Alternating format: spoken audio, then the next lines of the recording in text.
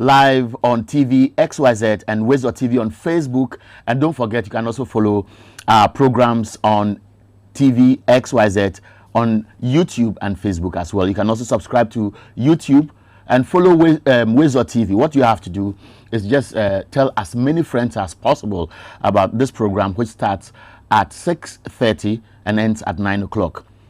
This morning, when I was coming to the office, something struck me. It's about the Ghana Health Service confirming that as many as 20 students in Accra have contracted COVID. This is barely 2 weeks after schools reopened. I am a parent, and I believe that as many parents as possible are worried. The Ghana Health Service believes that parents will adhere to lay down protocols, the advice given by medical practitioners, encourage their children to wear nose masks. But these are children, and the schools are in Accra alone, 20.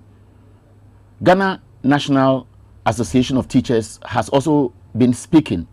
All they have said is that the teachers will ensure the children wear nose masks. But what worried me was that the Ghana Health Service is still not following what Ghanaians have wished for. You remember when COVID broke in this country, even members of parliament who contracted the disease were trying to hide. Now, if schools in Accra have contracted the disease, would it be fair that the Ghana Education Service makes the public aware that these are the names of the school and that it is important for us to agree that we need to protect ourselves? Now, the other question is, when COVID broke in this country, even if we hear a case or a suspected case, offices were closing. They were disinfecting those offices. Staff were asked to stay at home. These are children who have come to school. Some of them have tested positive. Is the Ghana Health Service going to do contact tracing, or they are going to do mass testing of the pupils in these schools, or they are going to wait till another student falls sick, and by that time the spread would have continued and continued and continued? We don't know anything about it. All they have told us is that 20 people who are students, children in basic schools have contracted the disease. I don't know what you think. I believe that in the course of this program, you can send your text messages so that we can share our opinion on what we need to do. We cannot repeat the mistakes we made last year when we decided to make the releases of information about people contracting the disease a bit of a secrecy. And because of that, many people assume that, well, then it means that everything is under control. We cannot do this time again. And so I can only encourage you to keep talking, keep spreading the information. I saw a Facebook post about a good friend of mine, Israel Lai, who has put on Facebook that he has COVID. I am happy that he said so, and several other journalists have boldly been speaking about it. He said he's asymptomatic and he didn't know. It was through contact tracing that he was called, and when he did the test, he had it. Fortunately, his family hasn't. He's quarantined himself and he's sharing his experience, seeing yourself in an enclosed area, perhaps in your home, and cannot see your own wife, cannot see your own children. This is how real it is. And he says in his Facebook post that he has tried as much as possible to ensure that he's disciplined with reference to the wearing of nose masks. But he must have been taken off guard, and that is why he contracted the disease. And even as we speak, he still cannot believe how it came about. This is how real it is. And more people are dying. I have on the front page of one of the papers the Ghana Health Services warning to parents who disregard safety protocols. Well, that's how I want to open this program this midweek, Wednesday, January, and we are still counting on Wednesday, February, and we are still counting on. On this program this morning, we shall share with you some news. We shall also give you some feel of what will be published and what we'll be discussing on our newspaper review segment. And of course, we shall also bring you some tidbits on some of the trending issues that are generating a lot of controversy. And this is about one of the issues that came up in Parliament. The House is not happy that the presidency has disrespected them, breached protocol, breached the constitution? Is it an attempt by the presidency to test the House to perhaps react to some measures it will take, especially when the House is even 137, and there's the possibility that some policies may be thrown out, and so the presidency will go ahead and do its own thing? These are conversations on the minds of people which are trending on social media. And so I just want to provoke you this morning to get set and join us on our breakfast show. We'll be taking a short break to acknowledge our sponsors, X Natural Mineral Water especially, and the others. And when we come back, I'll walk you through the headline stories in the newspapers.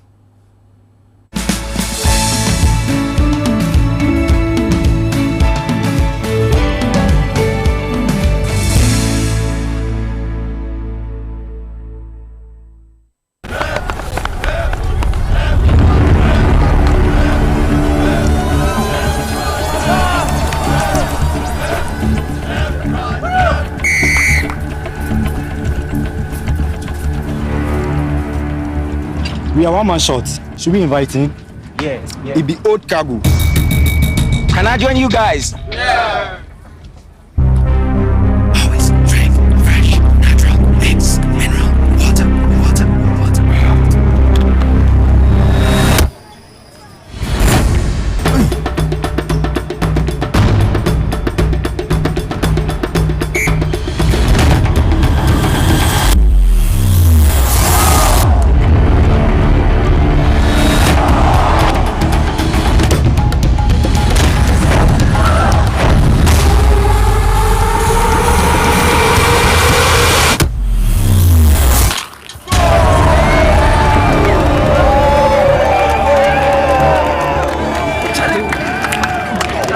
Still got it. Always keep hydrated naturally. That's my secret.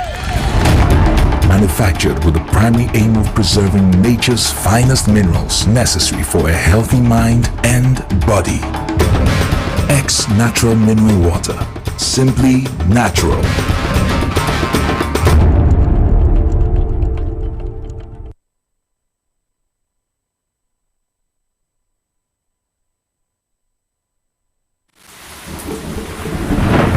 Peace of mind is very essential in your journey to success. For Akwesi Papa, peace of mind means having a proper covering over his family. Literally. For Araba, aka Injection Mama, it's about having the funds to complete her advanced nursing course. And as for Corporal Odami, it's as simple as reporting on time for his shifts. Sometimes all you need is a simple push. At Needs Microfinance, we have tailor-made loan packages for salaried workers under the Controller General's Department. With the low interest rate and quick wahala-free process, you are guaranteed of a timely solution to get back that peace of mind, literally in 30 minutes.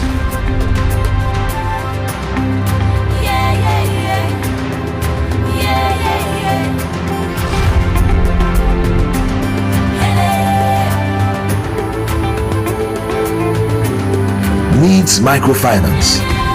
Growing with you.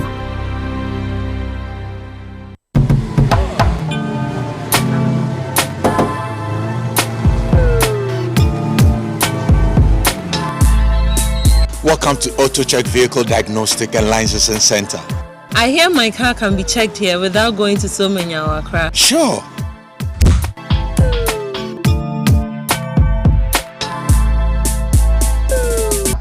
Check, auto checks. Check, auto checks. Check. Emission, check. Check, auto checks. Alignment, check. Auto checks. Check, auto checks. Brakes, check. Visit AutoChecks at Koforidua Aquadrum Road for the roadworthiness of your vehicle, from saloon cars to heavy-duty industrial vehicles. Madam, your car is now ready for the road. Thank you so much. Auto checks. Auto checks, check. AutoChecks, your safety, our priority. Check, auto checks. If I cry na menyisika, edia ye mefui. Ehin fa pa na menya bosia Edia tre me dwuma yi mu. Kai kra mabre. Me ye busia ato taxi fufu. Suhum Rural Bank. Suhum Rural Bank.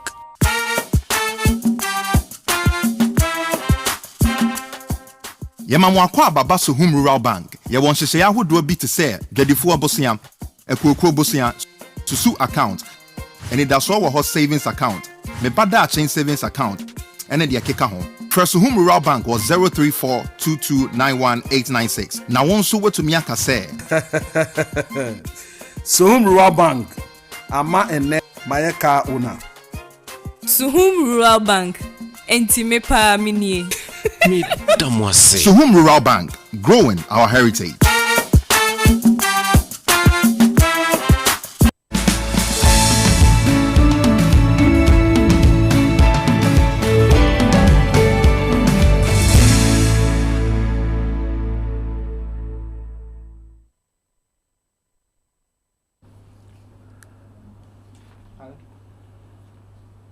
Welcome back. This is the morning update here on TV XYZ and also on Wazor TV on Facebook. I've told you you can also subscribe to YouTube and follow our programs on Facebook. And TV XYZ, I should remind you, is coming up with a lot of exciting local programs which will engage you, which will address issues, which will help us share our views to drive policy. At this stage, I want to welcome my partner, Nana Abena Sewa. She'll be joining us briefly. She's seated, and of course, you know I started the program without her, and many of you who are waiting to hear her might have thought that perhaps today she's out of the studio. She's here, and I'll be introducing her soon. But it's now time for our newspaper headlines, and I was talking to you about children in schools contracting the disease, and most especially the fact that a lot of parents still do not care.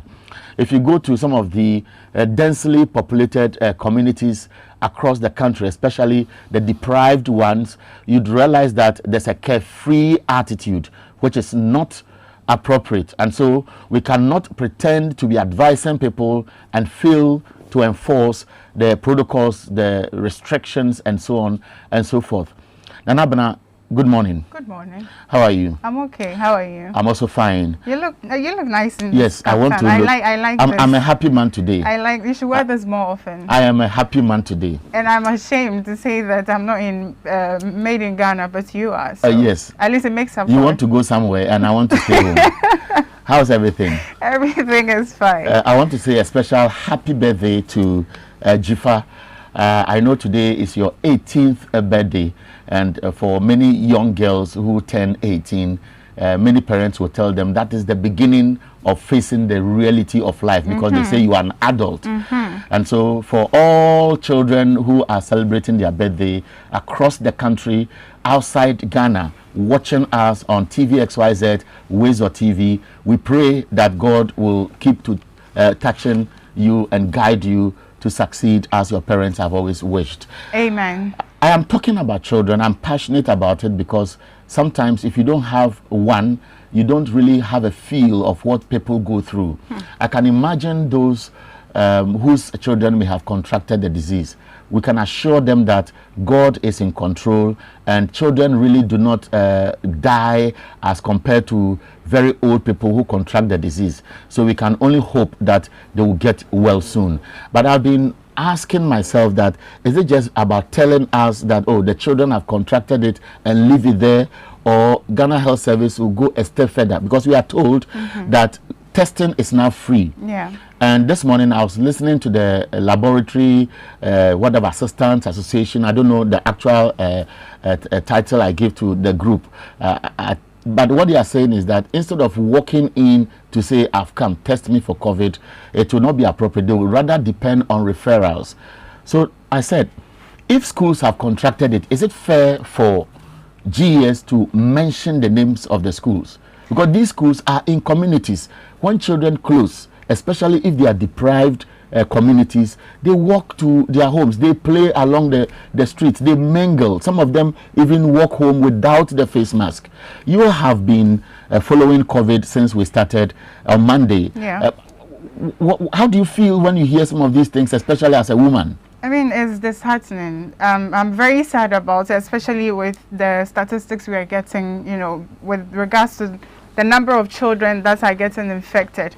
And every time I talk about it, people say that, oh, but the children don't die, it doesn't kill them. But as at now, we do not have any guarantees. When COVID started, it wasn't so severe. Now it's so severe. So it's not like the virus is static or stagnant. It keeps moving from one state to the other. So I don't think that we should wait for these things to get out of hand before we do something about it. There's another issue. But children, you said, but maybe when you want to respond to the question, you can continue. Right. You go around your own community, and the reality is that in such communities, we don't see activities that suggest that the toddlers, the innocent children who may not actually be able to assess the consequences of living a carefree life, and they are doing their own things. We've left them to fate, and it worries me.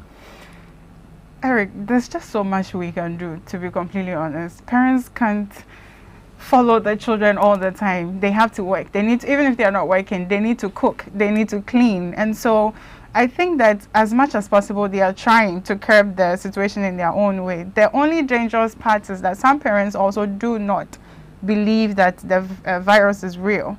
And like the man said the last time, some also believe that the virus is for rich people. And these concerns we have now is mainly from the poor communities. So, well, we can only pray and hope that parents will take their own fate into their own hands.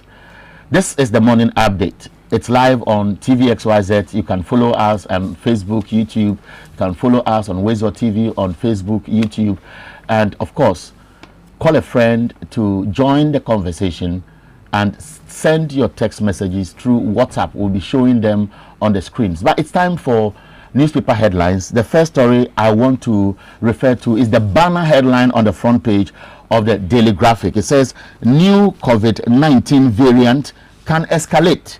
Ghana Health Service warns against disregard for safety protocols. And it comes with a picture of Dr. Patrick Abuaje, who is the Director General of the Ghana Health Service. So there you see the picture on your screen, how it was captured by the Daily Graphic newspaper. So new COVID-19 variant can escalate. Take it serious.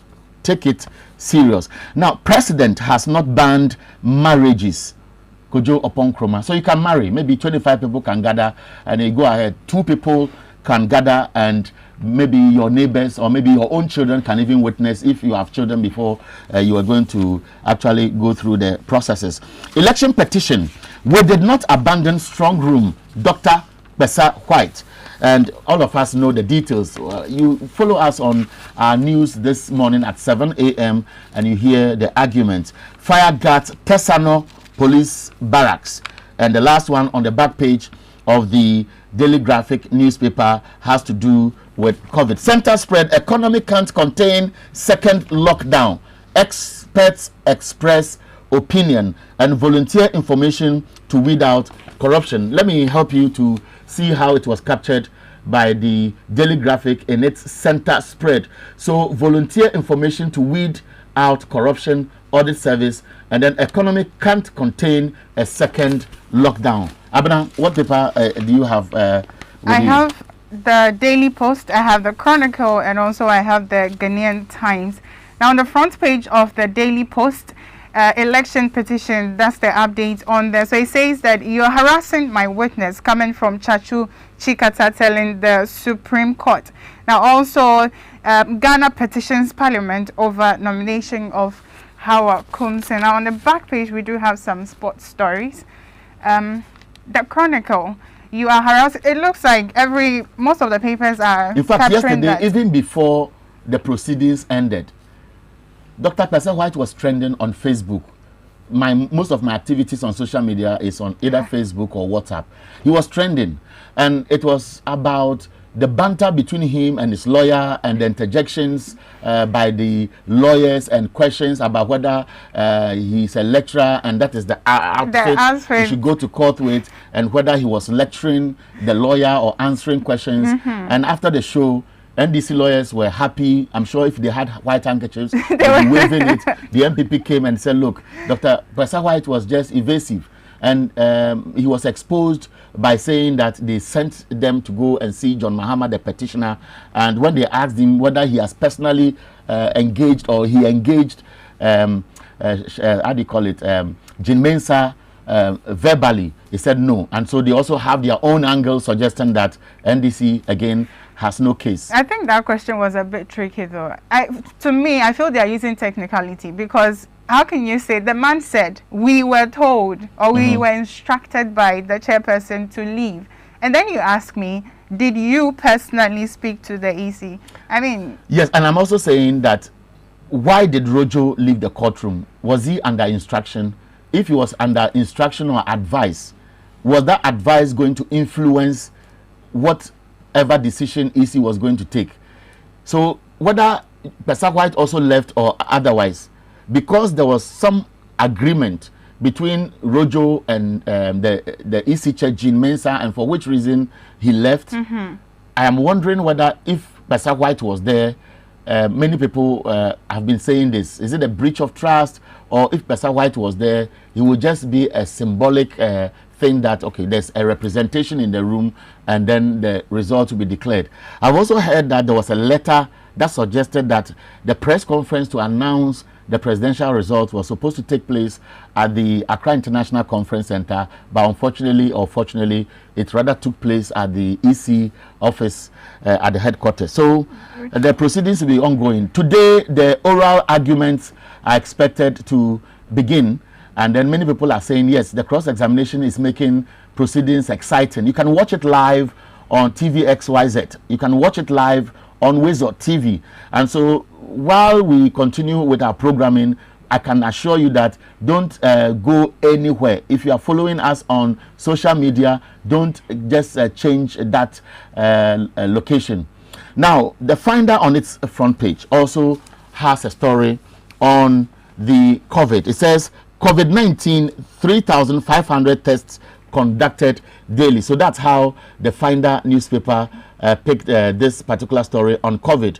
Now, beyond that, let me move on to others on the front page. It says, EC boss did not personally instruct me to leave the strong room. Dr. Kwesa White. In a marriage ceremony not banned, Kojo Ponkroma, and face masks wearing increases from 10% to 42%. Good news, but still below 50. And government commits to work with anti-corruption institutions. Now, the Herald on its front page, the picture of the president, the picture of lawyer Sam Okujeto, and the picture of Nana Otio Srebo II.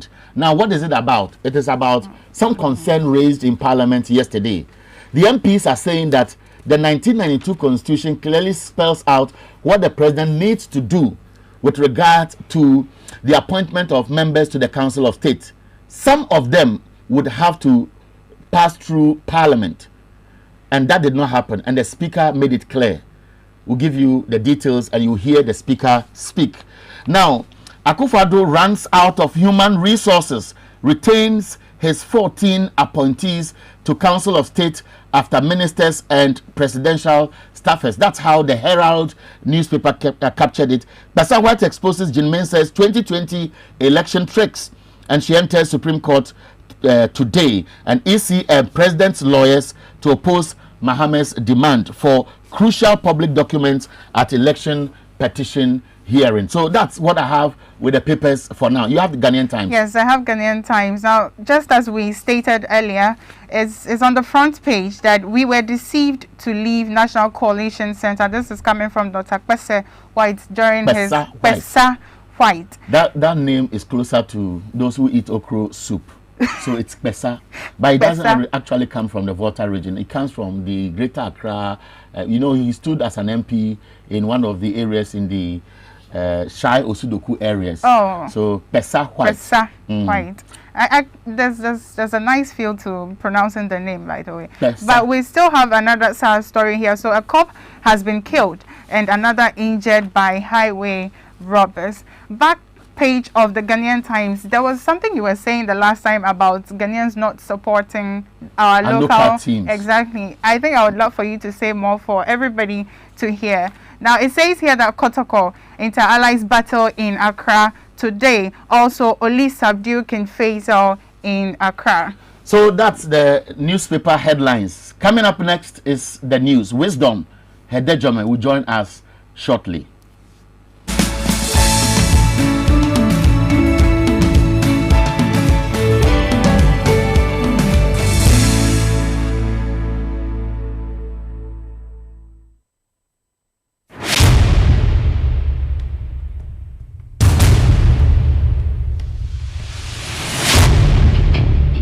The average human body mass should have at least 60% water for optimal performance in any physical or mental exercise. We can help you maintain it naturally.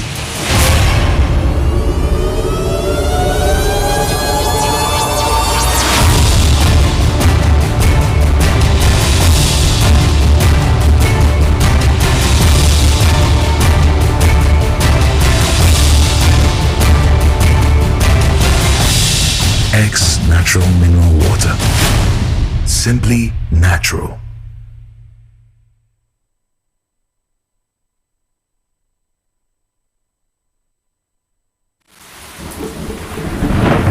Peace of mind is very essential in your journey to success.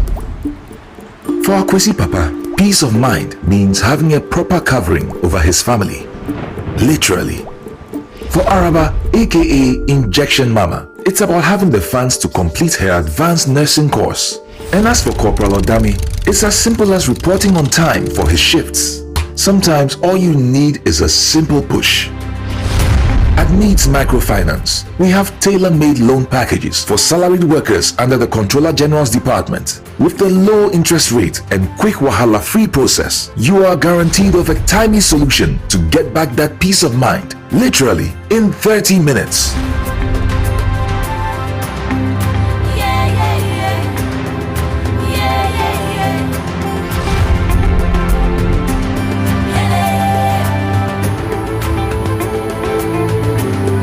Needs Microfinance. Growing with you.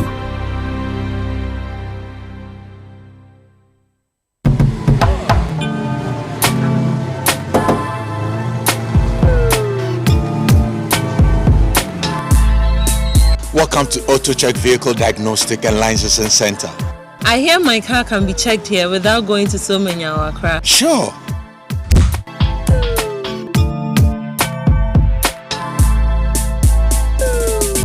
Check, auto checks. Check, auto checks. Check. Emission, check. Check, auto checks. Alignment, check. Auto checks. Check, auto checks. Brakes, check. Visit AutoChecks at Koforodia Aquadrum Road for the roadworthiness of your vehicle, from saloon cars to heavy-duty industrial vehicles. Madam, your car is now ready for the road. Thank you so much. Auto checks. Auto checks. Check. AutoChecks, your safety, our priority. Check, auto checks.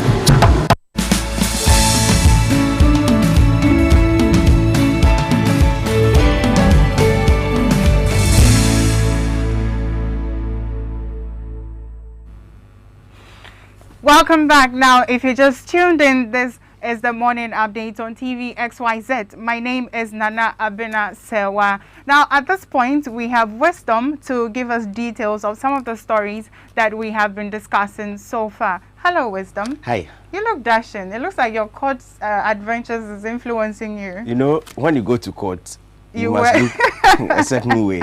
So you can't risk it. It's very important. Tell us some of the reactions that we didn't get to see when that comment was made about. So yesterday, one of the judges asked Dr. Kwesi White what he does for a living, and then he says he's a lecturer. What does he teach? He teaches public policy. The next question after his cross-examination was, next time when he's coming to court, you should wear suits. Like, really?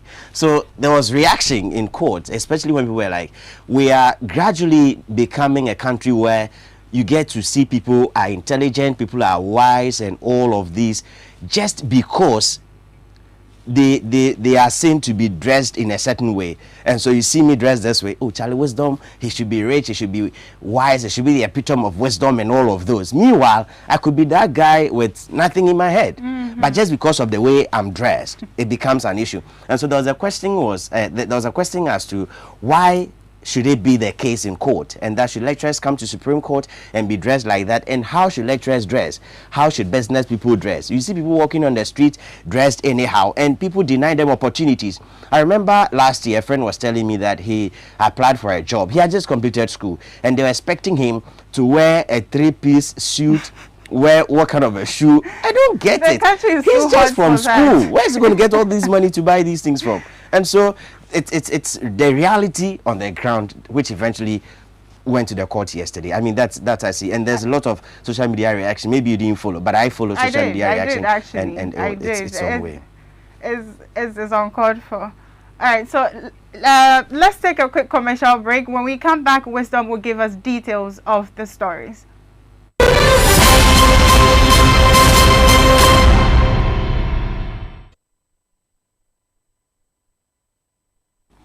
Now, thank you very much for joining us. Now, coming up, public interest soars as the election petition case resumes today. We shall be telling you what lawyers on both sides have been saying. Also, lawyers of John Mahama has filed fresh application to inspect 6 documents, including the originals of the presidential summary sheet, and no government compensation for victims of the Ayawaso West Wogon violence 2 years on. We shall be telling you what the NDC did yesterday, and panic grips the public following a report that 20 students have contracted the deadly coronavirus. Now, oral argument in the ongoing petition resumes today. This follows drama that unfolded during the cross-examination of Dr. Michael Kwesi White. Now, the heated exchange were triggered by what lawyers for the petitioner described as harassment by the lawyers of the respondent, an attempt to push their opinion on his client. During cross-examination, Dr. Kwesi White sought to explain his role in the EC strong room, why no NDC agent representing the petitioner, John Mahama, was present at the time Jane Mensah was declaring the results. The witness, who was subjected to a barrage of questions, claimed he and his co-agent for the petitioner were asked to leave the Electoral Commission's strong room before the declaration of the 2020 presidential results. He was subsequently criticized by one of the 7 judges for shirking responsibility and failing to protect the interest of John Mahama. Here are the excerpts. I am saying with the greatest of respect that the forms that arrived in the room and within that room itself, there has been no space whatsoever for us. No, I don't mean that. I am saying that at a point in time in the strong room, there will be a time for you to indicate your displeasures. And what has happened, my lord, to the EC? We know that, and we had hoped to get that opportunity, but that opportunity was denied us. Please. Then, you see, would it be right for me to say that by taking contrary instructions from the chairperson of the first respondent, granted what you are saying is true, you did not help the cause of the petitioner who sent you there? My lord, I don't believe that is true. We're working in furtherance of making sure that the results that ultimately gets announced by the first respondent reflect and represents the will of the people. And if she asking us to consult with the petitioner is part of how we could get there, we were happy to do it. But then, seriously speaking, you did not take your training seriously. No, please. It's not an appropriate question. I want to be clear. You've gone to do a particular job. Then instead of doing a particular job that sent you there, you take instructions from somebody else. Then you leave your job. You see, that's what I want to find out. Then you did not help the petitioner. My Lord, with respect, his lordship is entitled to his opinion about what the petitioner did. In terms of factual evidence about what he did and the reasons that he has answered. He has, in terms of, his lordship can have his opinion. That's his opinion to have, and he can have it as well. But in terms of what the petitioner did and why he did it, he has answered the question. So I don't think he can be harassed with these opinions. Please, I take deference to that. I am not harassing the witness. It's not my duty to harass him. Well, I know that he has been sent by the petitioner to do a job for him. Then somebody tells you, go to the petitioner and consult him. If the petitioner could do the work, he himself would have been there. That's what I want to find out. But how am I harassing him? Well, you're harassing him respectfully because the petitioner has indicated that it wasn't just somebody told them that go and talk to the petitioner. The petitioner has indicated that the returning officer... The witness or the petitioner? The witness. Thank you for the correction. The witness has indicated that the chairperson, not just anybody, the chairperson, who is a returning officer, was the person with whom his colleague had the conversation, and on the basis of that, they were sent to talk with the petitioner. And he has given every account of why they thought it fit that both of them should go. Now, so if repeatedly an opinion is being put to him, that is harassment of the witness, and that's not allowed. And then you heard Chachu Chikata with the panel or their bench trying to argue some point as to what harassment is and what harassment is not. But for me and you, we are just also learning from some of these things. Now, the MPP is accusing the NDC legal team of deliberate attempt to mislead and pitch the public against the Supreme Court panel of judges hearing the election petition case. Now, spokesperson for Nana Akufo-Addo, Kojo Oppong-Nkrumah, who addressed the media after yesterday's proceeding, maintained that the evidence being adduced so far further exposed John Mahama's case. Nkrumah was not comfortable with claims by a member of NDC's legal team, Dr. Dominic Ayine, who had earlier addressed the media. He took a swipe at his sentiment, describing it as unfortunate. He maintained that in court, lawyers are entitled to grill witnesses, and the bench has room to ask questions for clarification. An attempt to question those actions are merely attempts to poison the minds of the general public against the bench. Every practicing lawyer knows that after cross-examination, the bench has room to ask questions for clarification. And you hear the learned justices always say that we want to understand this one clearly. So to create an impression that when they ask you questions, they are harassing you, is part of the NDC strategy to begin to poison the minds of the general public against the bench. Because they can begin to see from the questions and the answers that they are giving, the gaps that are showing up in their case. Remember, they have already said that they think that this court is not a balanced panel. They have already been arguing that they have not been treated fairly and that some of the decisions don't make sense. Mareta Briopong. And today, they are furthering that by trying to poison the public by saying that they are being harassed. The bench has the right to ask questions. But the NDC's representatives in court, led by party chairman Samuel Ofosu-Ampofo, are describing proceedings as a sign of victory ahead. They commended Dr. Kwesi White for his bold responses. Dr. Dominic Ayine is a former Deputy Attorney General. The evidence of Dr. Kwesi White made it abundantly clear that the chairperson of the Electoral Commission on that very day acted in bad faith.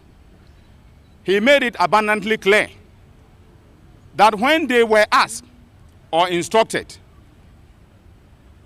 to go and then consult with the petitioner, that is His Excellency John Dramani Mahama, on some of the observations that they had made of irregularities that were significant in terms of the credibility and integrity of the results. They left in good faith in the expectation that after consultation they were going to come back and then continue with the process as stipulated by law. However, as you all witnessed, that was not to be. Immediately they left. A few minutes after they left the strong room, the chairperson of the Electoral Commission surreptitiously and hurriedly went ahead to declare the results in their absence. Dr. Ayene, who appeared excited, alleged that attempt to smuggle a strange Form 13 was also exposed. He hinted of exciting times ahead. You notice, for instance, that counsel for the first respondent on his feet tried to smuggle in the Form 13, the so-called Form 13, through the back door, because that wasn't an exhibit attached to the witness statement of Dr. Kwesa White. When lead counsel for the petitioner, Mr. Tachu Chikata, objected and his objection was upheld, one of the justices of the Supreme Court, to our utter surprise, decided that that must be made an issue with respect to the evidence of Mr. Kwesa White, Dr. Kwesa White, sorry. And through her, the form was shown to Dr. Kwesa White. Now, ladies and gentlemen of the media, Form 13. Dominic Ayene is one of the lawyers for the NDC. Let's stay a little longer on the election petition case because lawyers for John Mahama have filed a fresh application to inspect 6 documents, including the compilation result of the summary sheet of the presidential result. Now, the application was filed by Tony Letha following an earlier motion filed last Wednesday. John Mahama's lawyers are demanding the originals of constituency presidential election result collation form, that's Form 9, all of constituencies, the originals of all constituency presidential election result summary sheet Form 10, the originals of the presidential regional election collation sheet Form 11 for all regions. They also want the Supreme Court to grant permission for the release of the originals of the presidential election result summary sheet Form 12 for all regions and the originals of the declaration of the presidential result Form 13, which is under some controversy right now. If granted, the EC shall also make available the alleged update of the purported declaration of the presidential election result on the 9th of December 2020 of all the result of 4 constituencies in the Greater Accra region. The Apex Court has since directed the lawyers of both the defendant and the first respondent to file their responses. Now to some other stories, and government has still not provided any form of compensation to victims of the Ayawaso West Wuogon violence that erupted the by-election 2 years ago. Now, contrary to public expectation, that after the Emil Short Commission report indicated some top government officials and security operatives for their complicity in the sad incident, which has left one person lost his life then.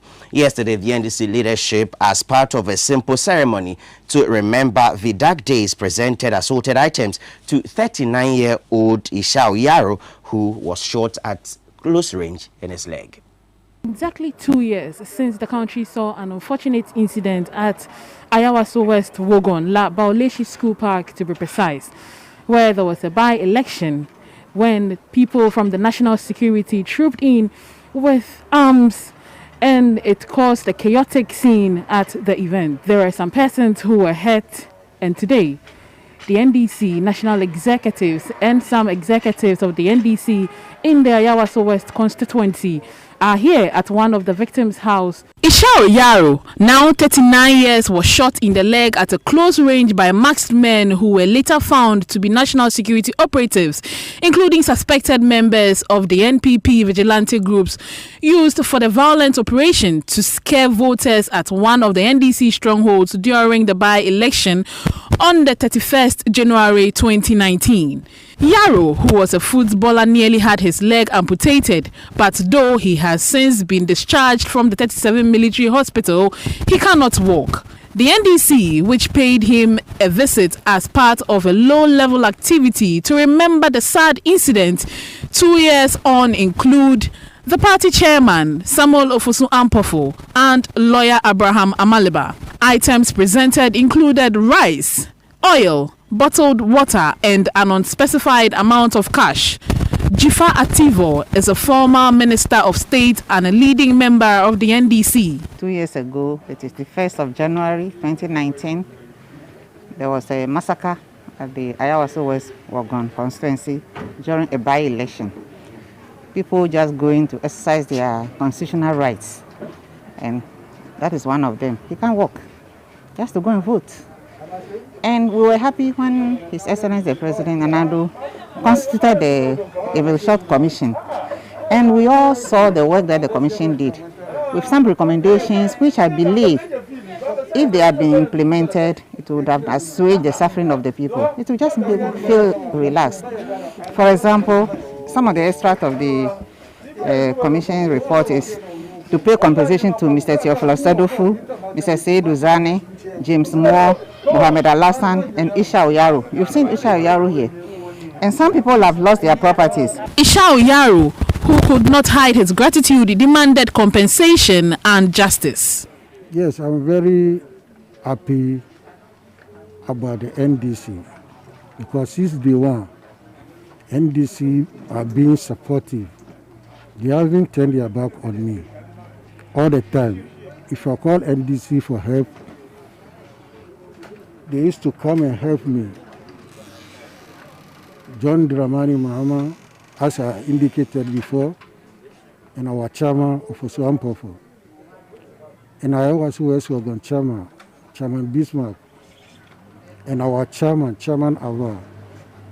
And my brother was sitting beside me, our treasurer, this our constituency treasurer, Idaya Ahmed.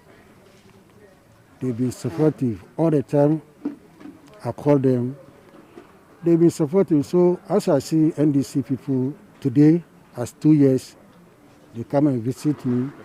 I just get some morale. As NDC has never turned their back on me.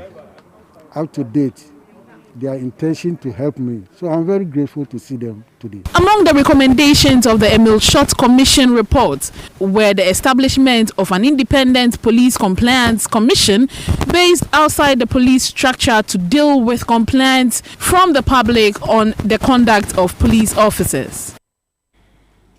Let's now go to Parliament, where the House has taken on government for appointing members of Parliament without consultation with the House, in accordance with law. Now the concerns follow the communique signed by the Director of Communications at the Presidency, Eugene Ayin, which presented a list of 11 senior citizens as appointees to the Council of State. Leader of the NDC group in Parliament, Haruna Idrisu, who first drew the attention of the House, demanded respect for the Speaker and Parliament. Now MP for Okankwe Central, Patrick Yabuama, attempted to shoot down the complaint referring to Article 89(2)B, which allows for some appointment to the Council of State without consulting Parliament. But the Speaker in his ruling said the President had made a mistake and must ensure that the right things are done. Now that the names have come out, if there's consultation, and we disagree with some of the nominees, you all know the implications and effects of such disagreement. And so it's proper that we do this consultation before we go public. That is the right thing to do. And that is the letter and spirit of the article 892A. And that'll be it for this morning's news in brief on the morning update. Thank you, Wisdom. You're most welcome. All right, so we'll take a quick commercial break. When we come back, we'll delve more into the story of Parliament or President selecting Council of State without consulting the Speaker or Parliament.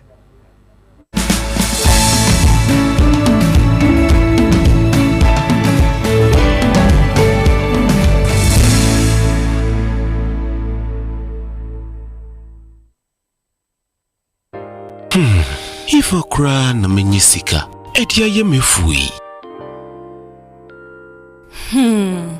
Ehin fapa na menya bosia.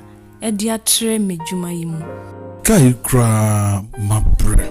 Mi busia ato taxi fufu. Suhum Rural Bank. Suhum Rural Bank.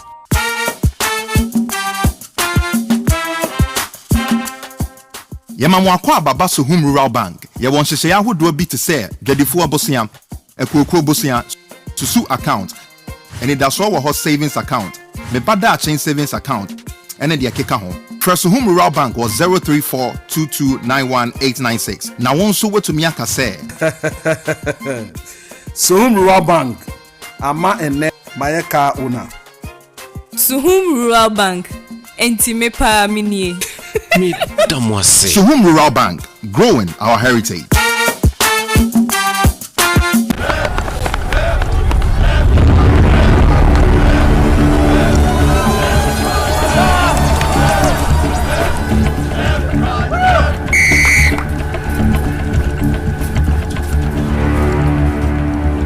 We are one man short. Should we invite him?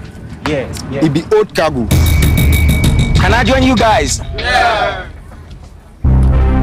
Always drink fresh, natural mix, mineral water.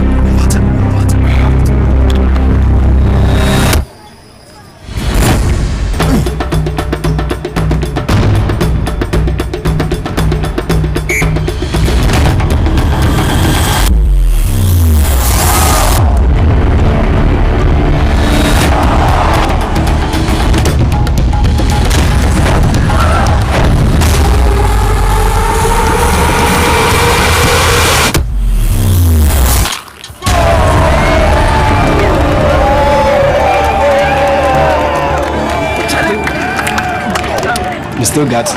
Always keep hydrated naturally. That's my secret. Manufactured with the primary aim of preserving nature's finest minerals necessary for a healthy mind and body.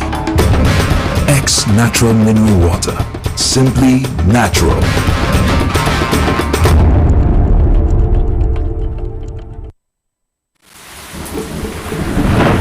Peace of mind is very essential in your journey to success.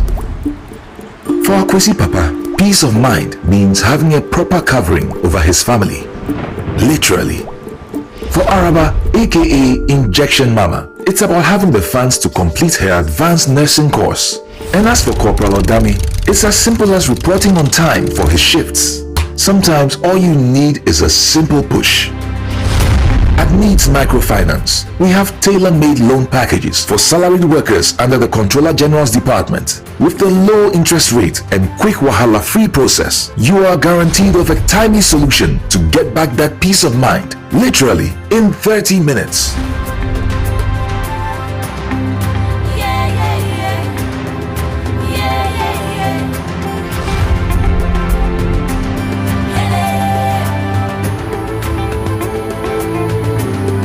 Needs Microfinance.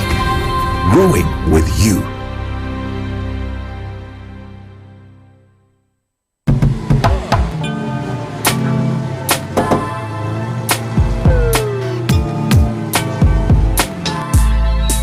Welcome to AutoCheck Vehicle Diagnostic and Licensing Center. I hear my car can be checked here without going to so many Accra. Sure.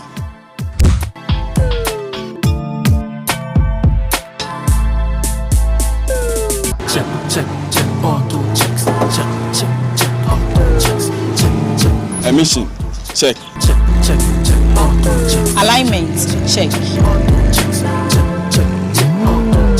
Brakes, check. Visit AutoChecks at Koforodia Aquadum Road for the roadworthiness of your vehicle, from saloon cars to heavy-duty industrial vehicles. Madam, your car is now ready for the road. Thank you so much. Auto checks. Auto checks. Check. AutoChecks, your safety, our priority. Check, auto checks.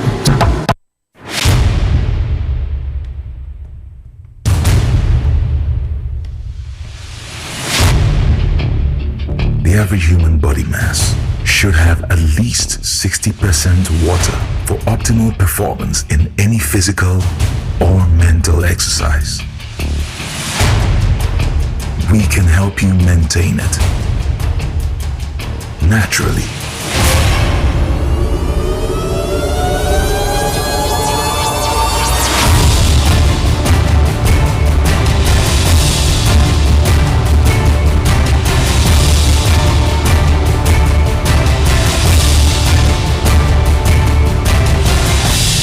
X Natural Mineral Water.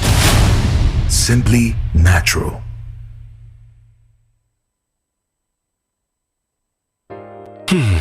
If okra na menyisika, edia ye mefui. Ehin fapa na menya bosia, edia tre medjuma yimu. Kai kra mabre, miye busia ato taxi fufu. Suhum Rural Bank. Suhum Rural Bank.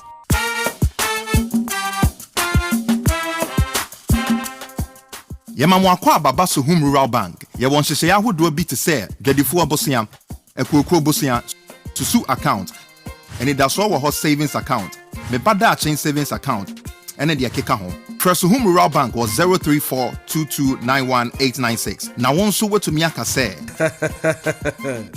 Suhum Rural Bank. Ama ene mayeka una. Suhum Rural Bank. Entime pa minie. Suhum Rural Bank, growing our heritage.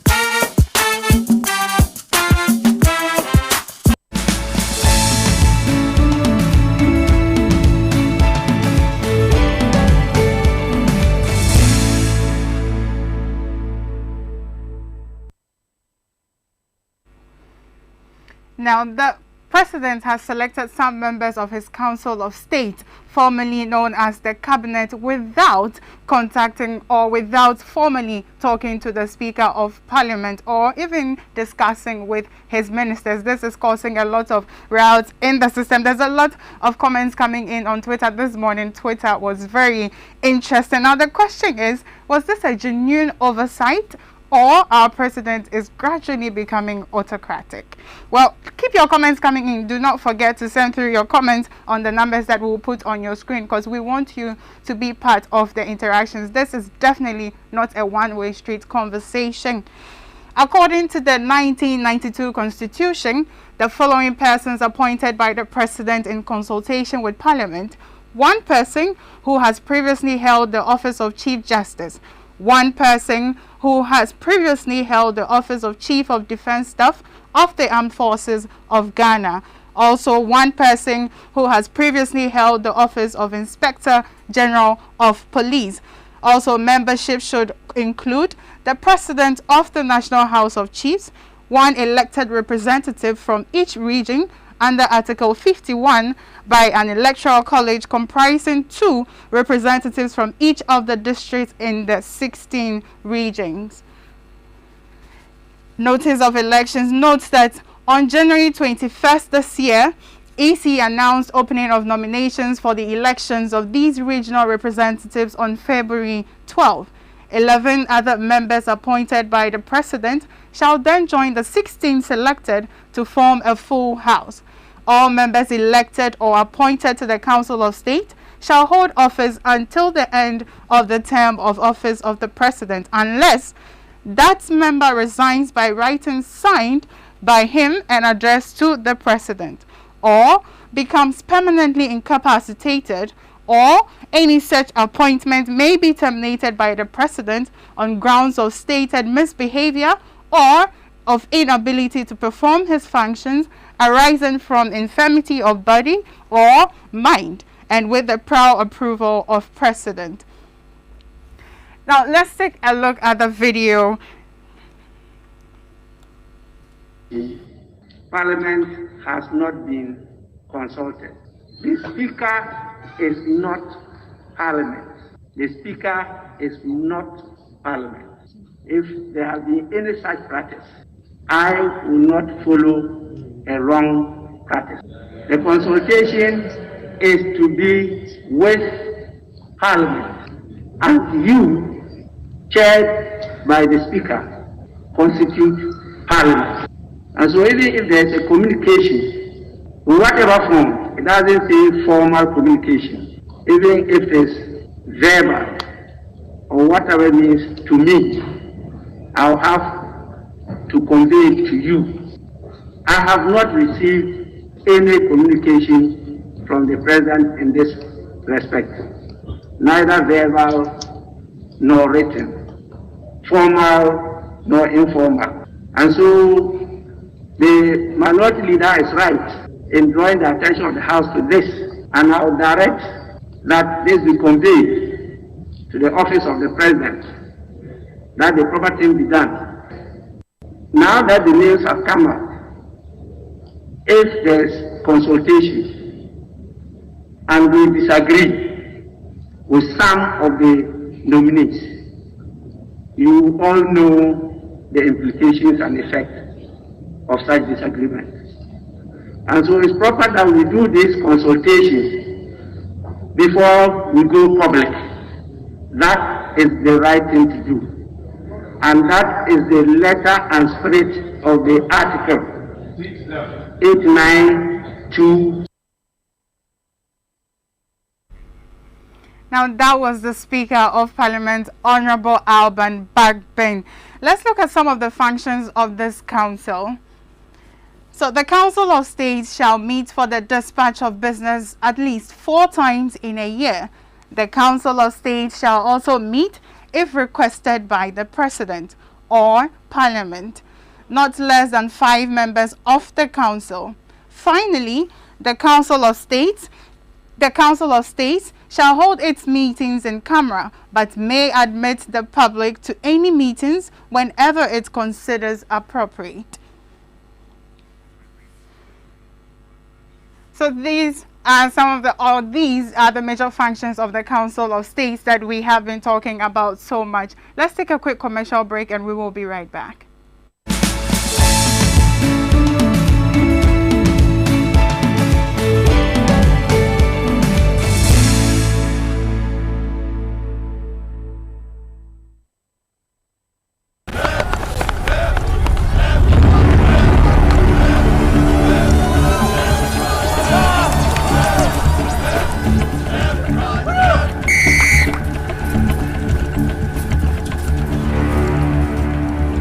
We are one-man short. Should we invite him?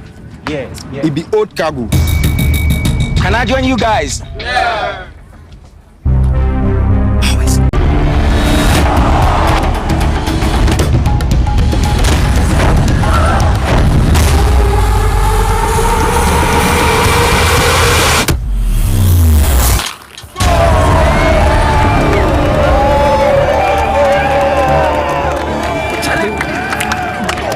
You still got it. Always keep hydrated naturally. That's my secret. Manufactured with the primary aim of preserving nature's finest minerals necessary for a healthy mind and body. X Natural Mineral Water. Simply natural.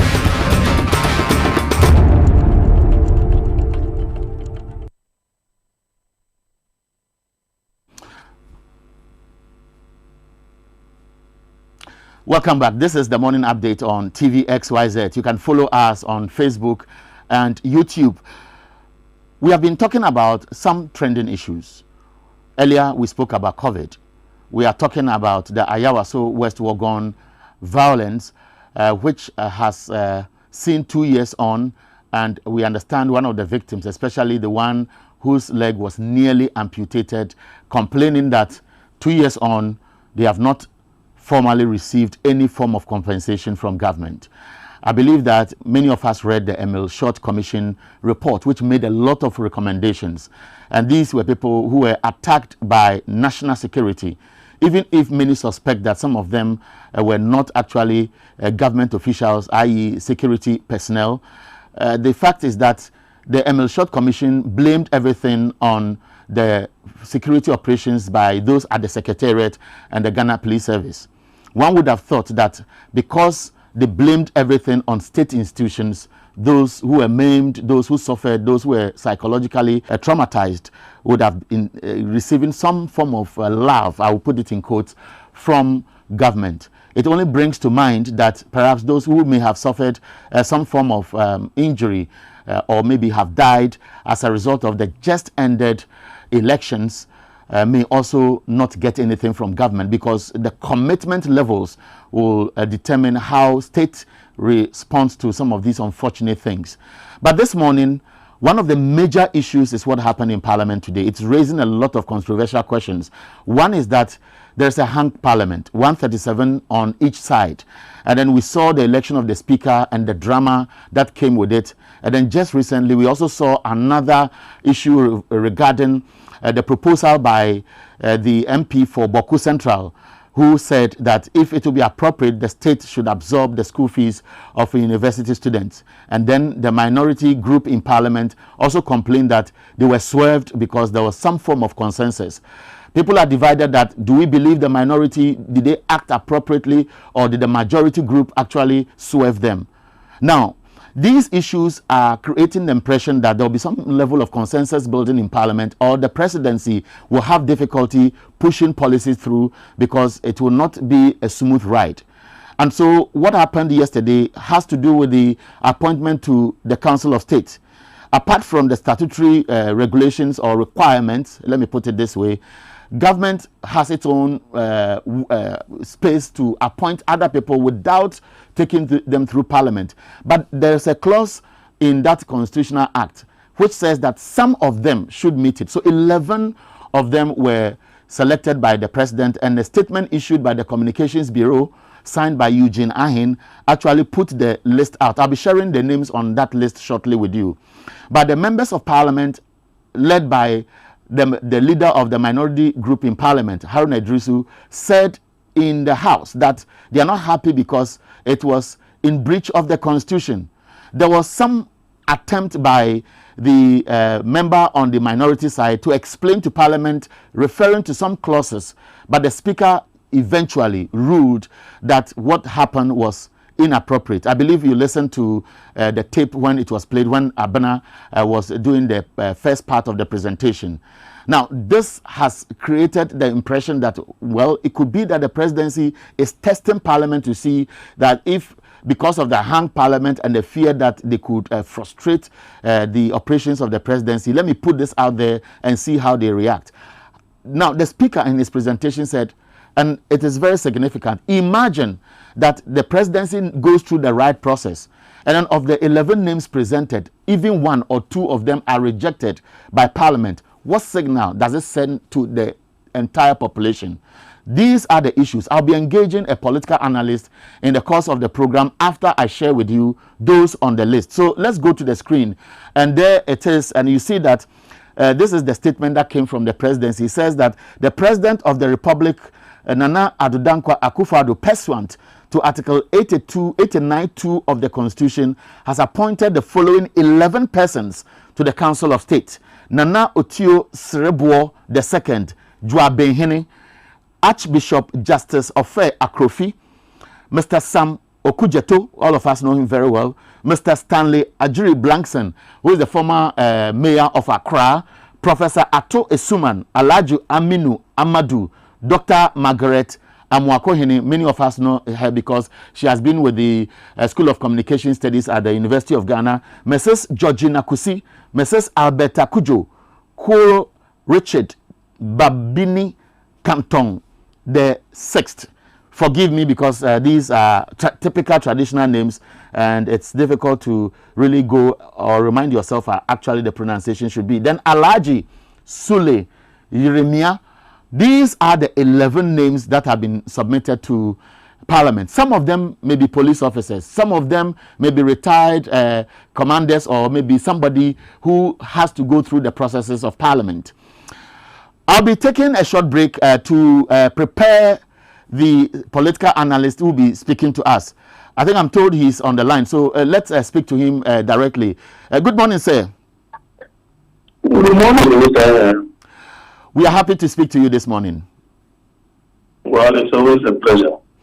Now, I'm sure you followed the conversation. Maybe for the benefit of doubt, I want us to listen to the Speaker of Parliament, Right Honorable Alban Bagbin, again. The reason is that maybe you may have been caught off guard because you have not followed all the processes through. And so for those who are just joining us on TV XYZ and Wezo TV on Facebook and YouTube and other platforms, I want us to listen to Right Honorable Alban Bagbin, and then I can engage the political analyst. So stay on the line, don't go. We are giving you the opportunity to listen to the speaker. All right. Parliament has not been consulted. The Speaker is not Parliament. The Speaker is not Parliament. If there has been any such practice, I will not follow a wrong practice.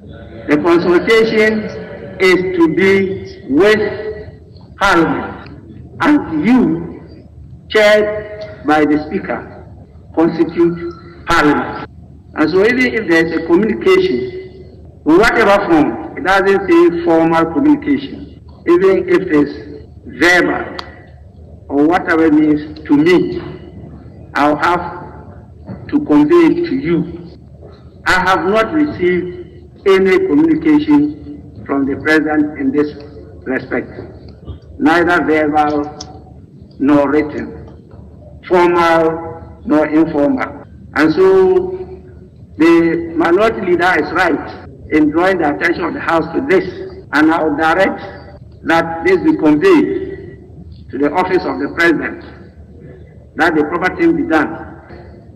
Now that the names have come out, if there's consultation and we disagree with some of the nominees, you all know the implications and effects of such disagreement.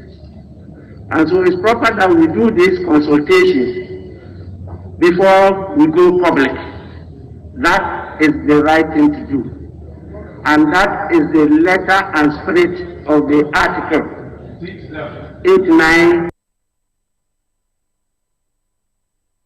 So you heard the Speaker of Parliament, Right Honorable Alban Bagbin, stating clearly that he was not informed.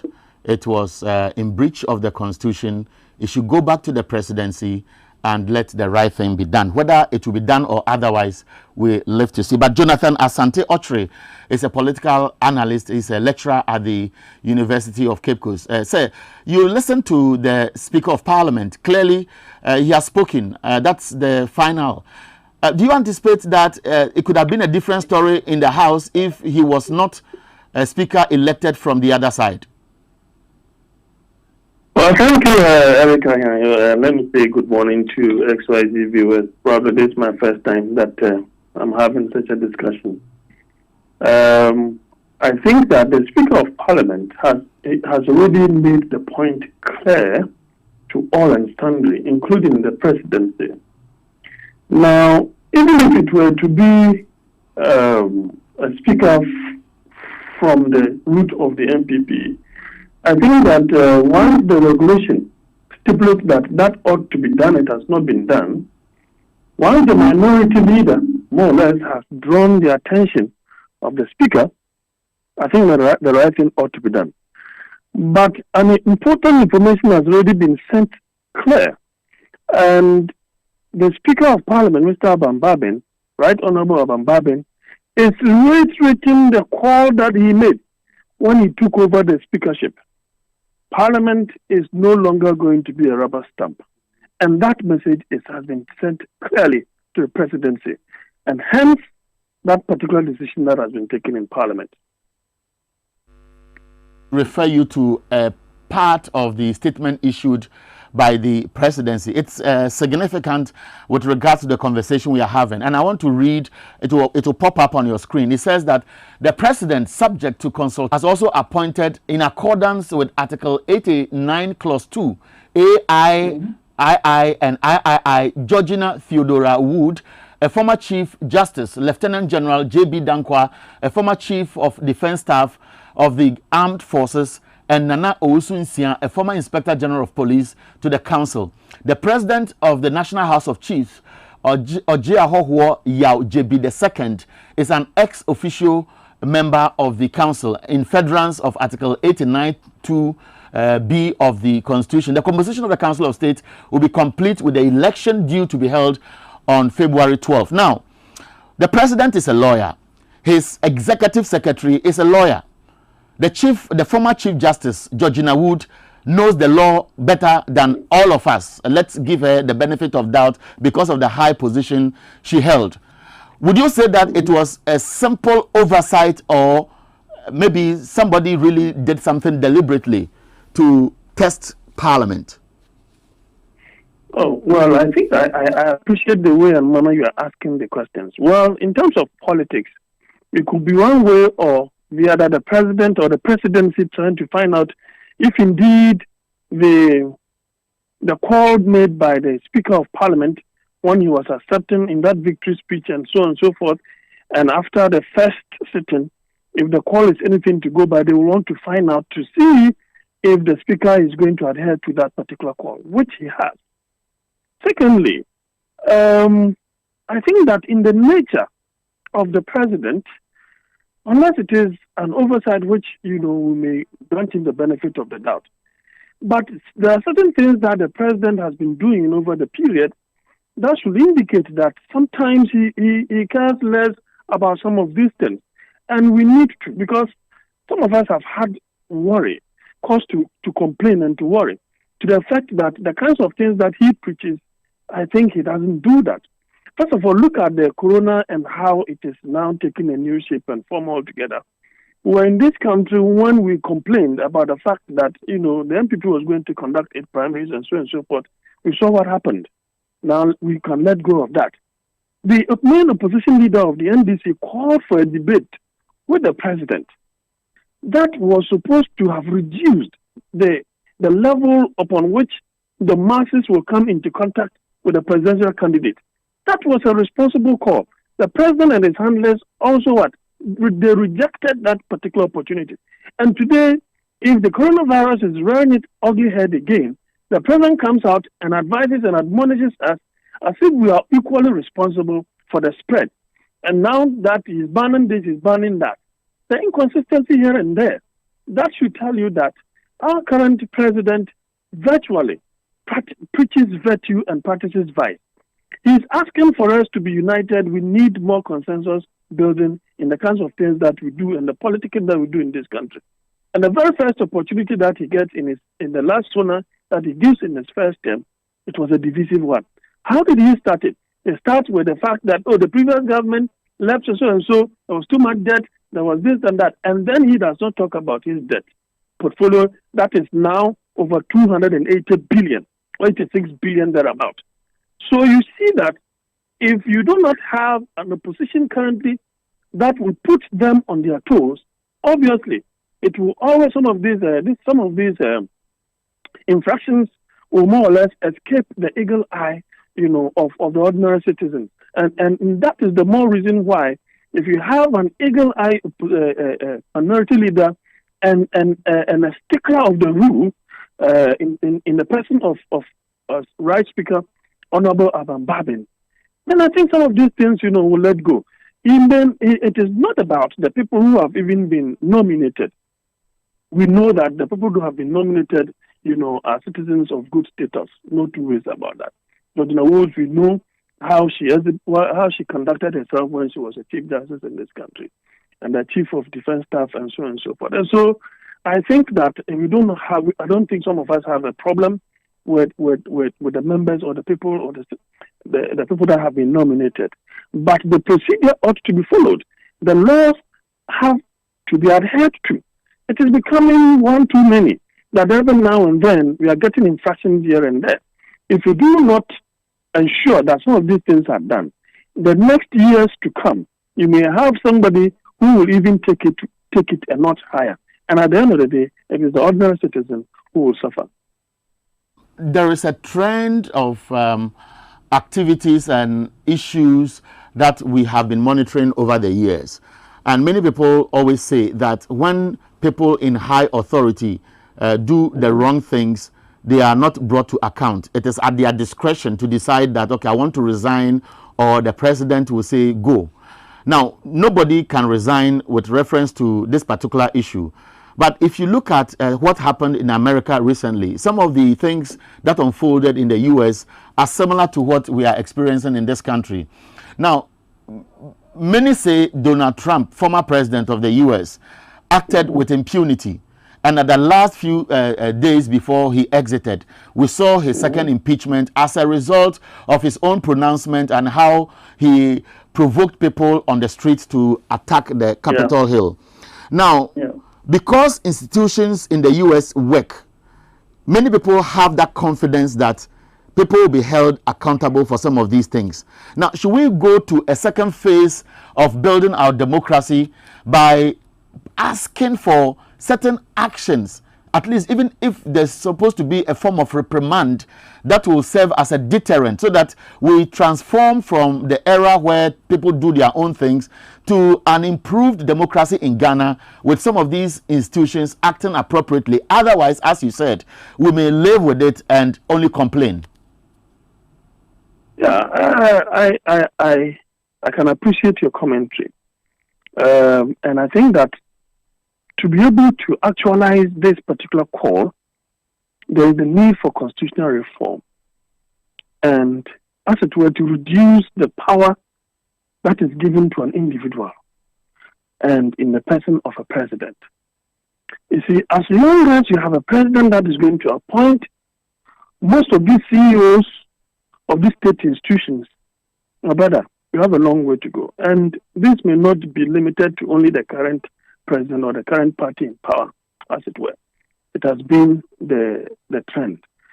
As a nation, it's not about time that we insulated the presidential influence on who becomes an IGP of this country. It's not about time that we insulated the president's hand in most of these important state institutions, as it were, so that we should have a situation where people should climb the cursus honorum. That is in Latin, the course of honor, virtually, and it should be upon merit, not because somebody is kowtowing or, as it were, pandering to the whims and caprices of those who find themselves in power. And that in itself will always create a situation where the ordinary citizenry will suffer. Because if Wintier 3 made such pronouncement on air, virtually, and without even a complainant, the judiciary, through the Supreme Court, is able to hold them and then put them in jail on contempt. What is much less about what the Honorable Kennedy Japan has said on air as a threat on the judiciary, virtually, because you are threatening a judge. Now, how come that he has suffered nothing at all? And you see, this kind of pick and choose, and it's as if others are above the law, is a problem that is round its ugly head. And it's as if our president does selective amnesia, as if he glosses his eyes over his own, and those who are not his own, get the flock. Can you imagine, for example, that you are giving a State of the Nation address and you do not talk about those who innocently have been killed in Techiman? That is not part of the State of the Nation. You remember that the Takrade ladies who were abducted and, kidnapped and got killed along the line. In the State of the Nation address, the president did not mention that. And that in itself incurred the displeasure of Ghanaians and those in Takrade as well. And so when these public or state institutions do not have a stronger hand, as it were, to operate freely or to operate insulated from political interferences, these are the kinds of, reports, these are the kinds of results that as a country we are going to have. And it may not even stop, even if Mr. Akufo-Addo exits power. And the problem is, could it even be escalated in the next government that is going to come? Nobody can tell. And it is possible. Because if you look at the way the current trend is that you are seeing the military virtually coming into civilian, activities, civilian population activities. That in itself is a recipe for disaster. Because if you tend to find out from history, in ancient Rome for that matter, they ensured that whenever generals went to war, before they entered Rome, they disbanded the army before you are allowed to enter Rome, So you come in as a civilian, as a private citizen, to allow the state interfering and to interfere in the affairs of civilians in itself is a blight on our democracy. And that in itself is a blight on the record of our current president, because posterity will judge him on that particular thing. Can you imagine that as of now, we do not know who instructed the military to enter parliament, and you've not heard the president say a word on this particular issue? That is an assault on our democracy, and it's an assault and abuse of a state institution by a politician or by politicians. That in itself it is based upon the fact that these institutions are always pandering to the whims and caprices of our politicians over the years, and it is becoming worse and worse in this particular period that we find ourselves. And I think that all loving Ghanaians, important stakeholders, CSOs, and all, the chiefs and all and sundry, we ought to make sure that some of these things are made, but we need to talk about them. Because at the end of the day, we all have one country, and that is Ghana.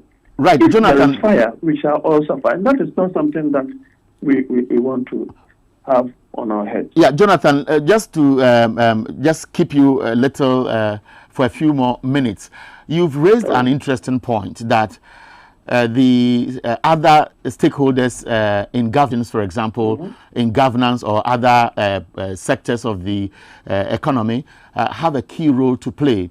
But there is a building perception that even some of these key stakeholders, be it Christian Council, the National House of Chiefs, civil society organizations which are very active and very influential, the Trades Union Congress is no more the TUC we knew 10, 15 years ago, which became a very strong pressure group. The Ghana, the Ghana Bar Association, 10, 15 perhaps 20 years ago, these were very active institutions. Now, if all these institutions are losing their voice, or perhaps their credibility is sinking because they are not boldly speaking to national issues, which will put pressure on any government, it is not fair for those who may want to disagree with you to say that all the blame should go to, let's say, government in this case. Oh, Eric, fantastic commentary. You see, the less I can see that the only CSO, I'm tempted, I may be correct, the only CSO that I feel has been consistent in this country is Imani Africa. Don't forget, in the 8-year period of the NDC under President Nelson Mahama, they were always on the neck of the NDC in government. And I see also a consistent approach from their part on the MPP, as it were. As for the Ghana Bar Association, the less said about them, the better. The Ghana Bar Association has not seen the need to comment on the invasion of the military in Parliament. Really? They've not seen the need. Is it because it is political that those who innocently were killed in Tejiman, they've not seen this is an extrajudicial killing? Is it only when it is about judges who have a superhuman life than the ordinary citizen, that is when they will comment and make a matter out of them? Until recently, I think Kodeo was quite consistent. Until they dabbled in this election thing, which did not go the way, because it appears the leader of the Kodeo now, whom I've always respected, I think misfired along the line. Probably they may have to check the leadership of Kodeo now. And there are other, CSOs that have, unfortunately, the council, the National House of Chiefs, is equally allowing themselves to be infiltrated by politicians because of some kind of one need or one favor or the other. I think they may also will want to or assert themselves along the line. We need to hear, voices of wisdom, voices of decency. We need to hear voices of neutrality and speak to issues when something is evil, say it is evil. Do not color it one way or the other. That then becomes a kind of political, excuse or explanation. Now, Jonathan, so we need to ask the TUC to be up and doing. All of a sudden, it's as if, in terms of unionism, issues are now left to only individual unions. TUC have had cause to complain over the years. What really happened? Is it that the leadership has been compromised, or they seem to have the person that they wanted to be in power, and that's the person that is in power, and for which reason they've gone to sleep? You've forgotten that the dues that you are taking does not have NDC or MPP color. The dues is what you are using to run the affairs of the TUC. You need to ensure that those that you are leading, benefit from your leadership. If your workers or your membership are suffering, make sure you put that information across to those who are leading or controlling the affairs of the country. You need to hear some of these decent voices that virtually have gone down the drain. And probably they will have to change. There should be some kind of reforms in most of these. You don't need to be in bed with a party in government. It doesn't augur well. You, as a leader, fight for the cause of your people. If that means that you have to go against the very person that you seem to sympathize with, it does not matter. You are a leader. Make sure you provide that particular leadership. And that is the best way that you can lead, so that it will kneel to the benefit of those who are following you. Jonathan, you would realize that when we talk about democracy, it's about collective involvement. In Fanti, they say, "Kebimamin kebi amambu." So it's like all of us are join to put our ideas to help shape a policy. We just made reference to TUC. We are not singling them out as if we have put them on the table to chop.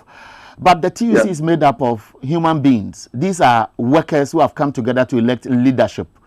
And so if the average worker is not putting those at the helm of affairs to task by demanding that the right things are done, then we would say that all of us are to blame. We will hear workers agitating only for salary increment, workers agitating for the other thing. But you won't see workers coming together collectively to put pressure on their leadership, the union leaders, even assuming, and I'm using this because of conjecture, that they have been influenced. So we want to put pressure on them to do what we want, and they cannot sit there and enjoy the air conditions in their offices and only pretend to be leading workers. So all of us are involved, you and I, talking now. Yes, it is true. And I think that I would doff my heart out for the telling at the various branches. And that particular call that you are just giving is what actually transpired. When the national leadership declared strike, within no time, they have a particular procedure upon which you can call off the strike. You could see that the very moment they met some kind of government, agents and so on and so forth, and then they came and said the strike has been called off. It took the chairpersons and the brothers, whatever they call themselves, at the various branches of the country to say that no, that is not the right way to call off the strike. And therefore, they had to go back to Accra to ensure that that strike was not called off. Because they realized that, or it appeared, the national leadership had been compromised. And so you could see that, though they are the helm of affairs, it took individual responsible, leaders of the various branches to come together and to put pressure on the national leadership that that is not the right thing to do. And so it behoves, membership of TUC who are the various branches, are occupying executive positions. You can think that the workers that they are leading are feeling okay, and that not long ago, ordinary egg that was half crate was costing me 11 cedis for the bigger sizes. Now it's 14 cedis for the smaller sizes. And you think that your workers have not gotten whatever they need to get from the state or from the government, and you think you are providing good leadership. I think, as you said, the call is not only at the executive level. The ordinary branches, the ordinary branch executives, the unionism, that is usually characterized at the local level ought to rise. And that is the only period that you have a critical mass that will put whoever is in government on its toes. And I think that if that is not done, government will always want to pay less. No two ways about that. Now, and then at the end of the day, the economic freedom, will be compromised. Jonathan, you have to go to the lecture theater, so I cannot continue, but I'm enjoying the conversation. But before you go, I'm sure you witnessed proceedings in court yesterday. There was a lot of drama, and many people are anticipating even more banter, more arguments in the courtroom today.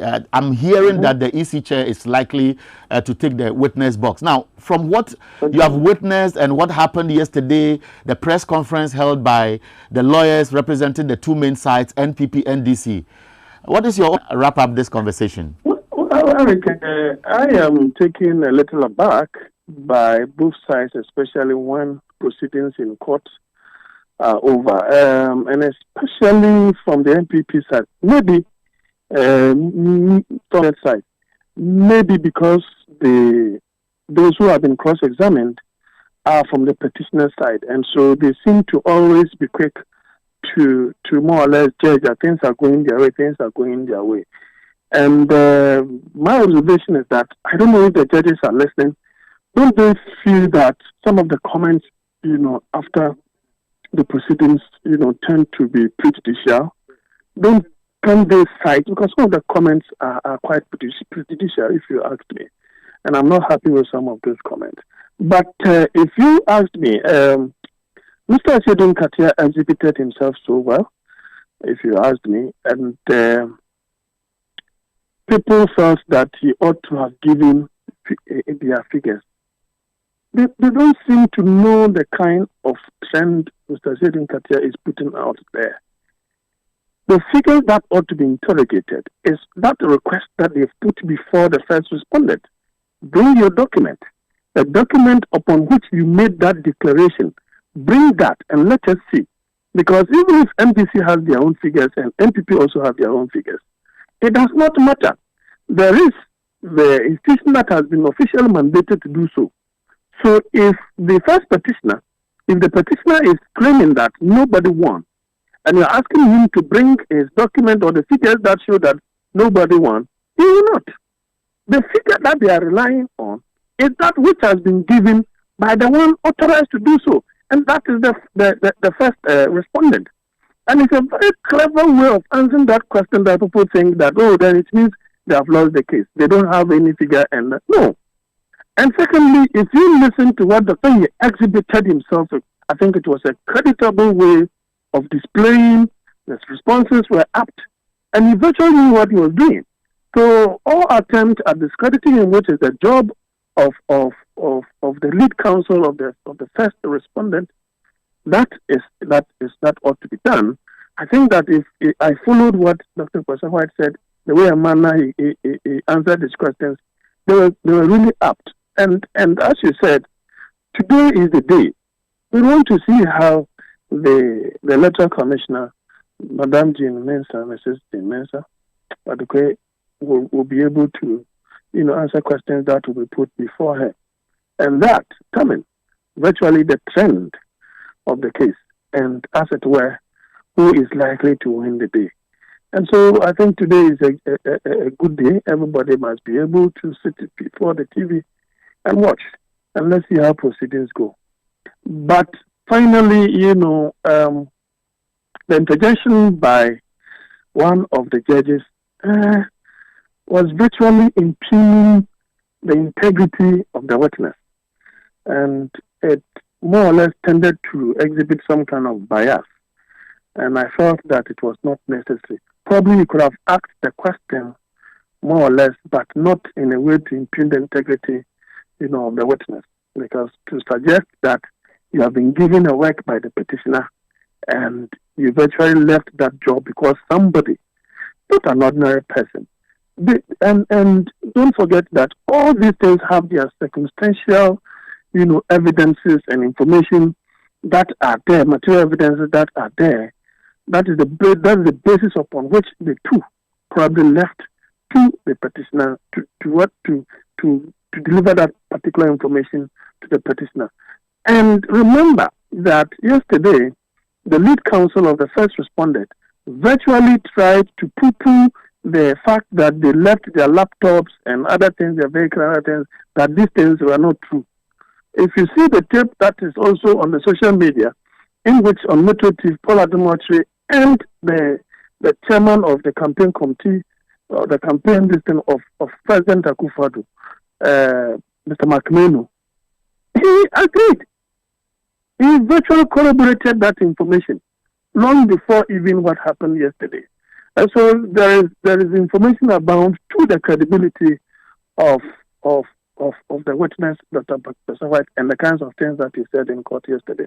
Jonathan, you've been a huge breakfast, tall one on my table. I can imagine you were my usual watcher in the morning. Thank you very much for joining our breakfast. I'm grateful. And I believe that we are doing this because of COVID protocols. Some of our guests say that we could have a conversation on phone, and that is what we have done. It could have been with you in the studio, and I can imagine how exciting. Well, maybe we can do Zoom, or when I come to Accra. Yes. I will have time. Thank you very much. We are so grateful, and I think you've made some strong points that should trigger public discourse for all of us to help build our country. God bless you for this time. Thank you. And enjoy your day. All the best. So this is TVXYZ. This is the morning update. It starts from 6:30 to 9 o'clock, full of interactive sessions. Send your text messages now. I don't know what you are thinking. If you disagree with me or Jonathan in the submissions we have made, speak your mind, because that is why we are doing this. Send them to the numbers that will appear on your screen. And of course, you can also WhatsApp them to us. The numbers will be displayed on the screen, and I will share them with all of you watching us. We'll be taking a short break. When we come back, we'll delve into the newspapers.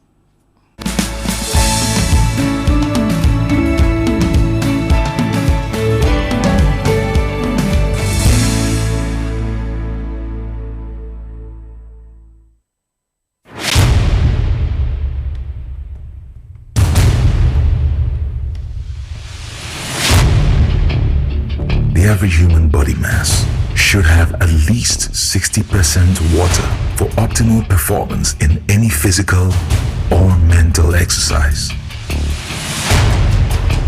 We can help you maintain it naturally.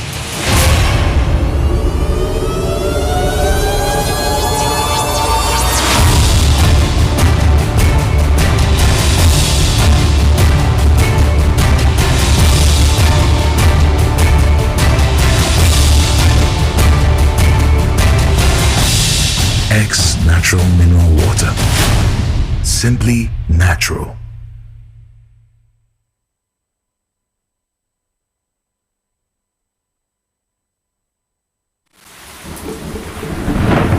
Peace of mind is very essential in your journey to success. For our Kwesi Papa, peace of mind means having a proper covering over his family. Literally. For Araba, aka Injection Mama, it's about having the funds to complete her advanced nursing course. And as for Corporal Odami, it's as simple as reporting on time for his shifts. Sometimes all you need is a simple push. At Needs Microfinance, we have tailor-made loan packages for salaried workers under the Controller General's Department. With the low interest rate and quick wahala-free process, you are guaranteed of a timely solution to get back that peace of mind, literally in 30 minutes.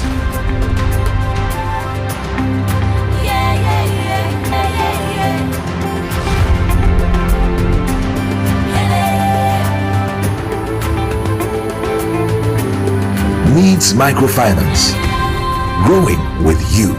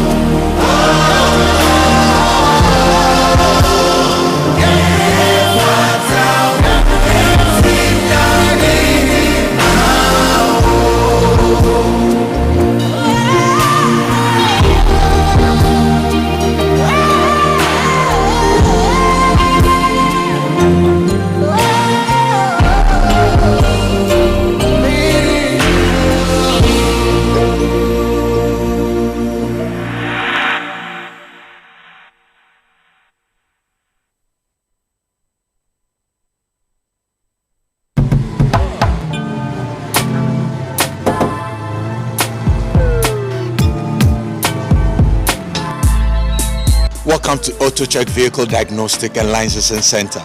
I hear my car can be checked here without going to Somenya or Accra. Sure.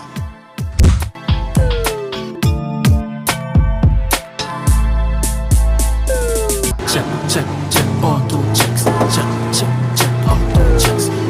Check. Emission, check. Check, auto checks. Check, auto checks. Brakes, check. Visit AutoChecks at Koforidua Aquadrum Road for the roadworthiness of your vehicle, from saloon cars to heavy-duty industrial vehicles. Madam, your car is now ready for the road. Thank you so much. Auto checks. Auto checks. Check. AutoChecks, your safety, our priority. Check, auto checks. If I cry na menyisika, edia ye mefui. Ehin fa na menya bosia edia tre medwuma yimu. Kai kra mabre me busia ato taxi fufu. Suhum Rural Bank. Suhum Rural Bank.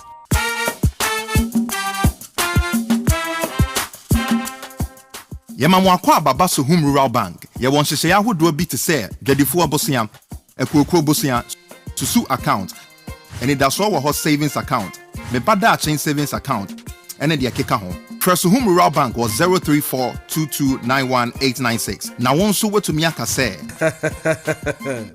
Suhum Rural Bank. Ama ene mayeka una. Suhum Rural Bank. Enti me pa minie. Suhum Rural Bank, growing our heritage.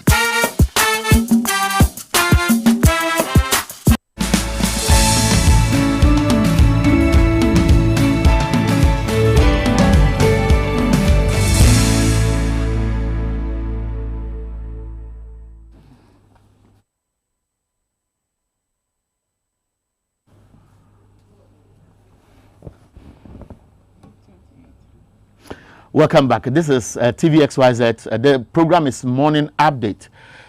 It always starts from 6:30 in the morning, quite early. We serve our breakfast that early, and then we end at 9.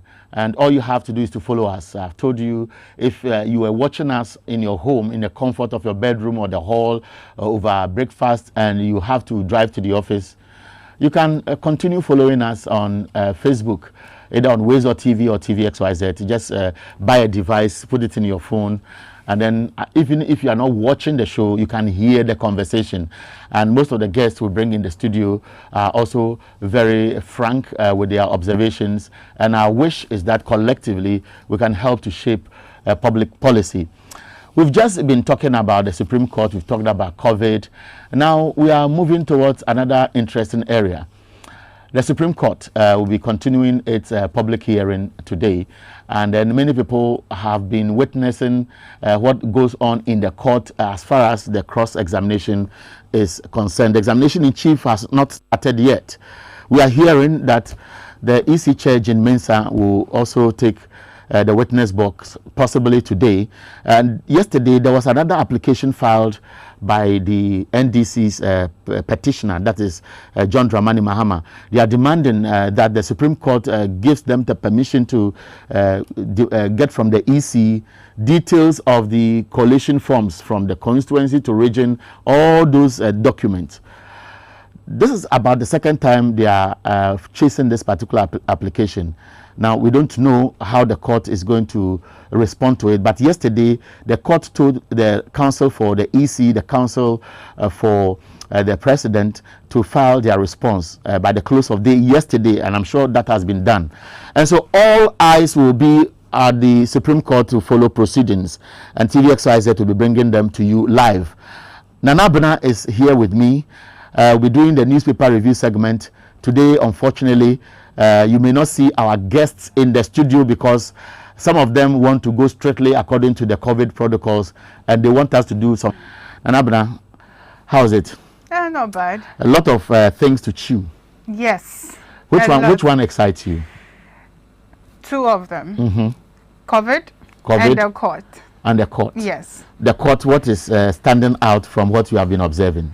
To be honest, it has to do with the way Dr. Kwesa answered his questions. Mm-hmm. I think that he was very frank, even though the judges, dispute the fact. I think he was very frank. He was very straightforward. But then what struck me was the fact that he said they were instructed by the EC to leave the room, and then the lawyer says, "I put it to you that isn't the case," but he didn't actually say or buttress his point. So I kept waiting for him to say that this is the reason why I'm saying they didn't say this to you, but I didn't quite catch that unless you had a different. That is his story, isn't it? Yeah. And I'm sure when Jean Mensa takes the witness box, we will know that will obviously come up whether indeed she engaged Rojo Metil-Nunu and the reason Rojo may have left and so on. And so, like the lecturer at the University of Cape Coast, Jonathan Otre, said, this is one side of the conversation. True.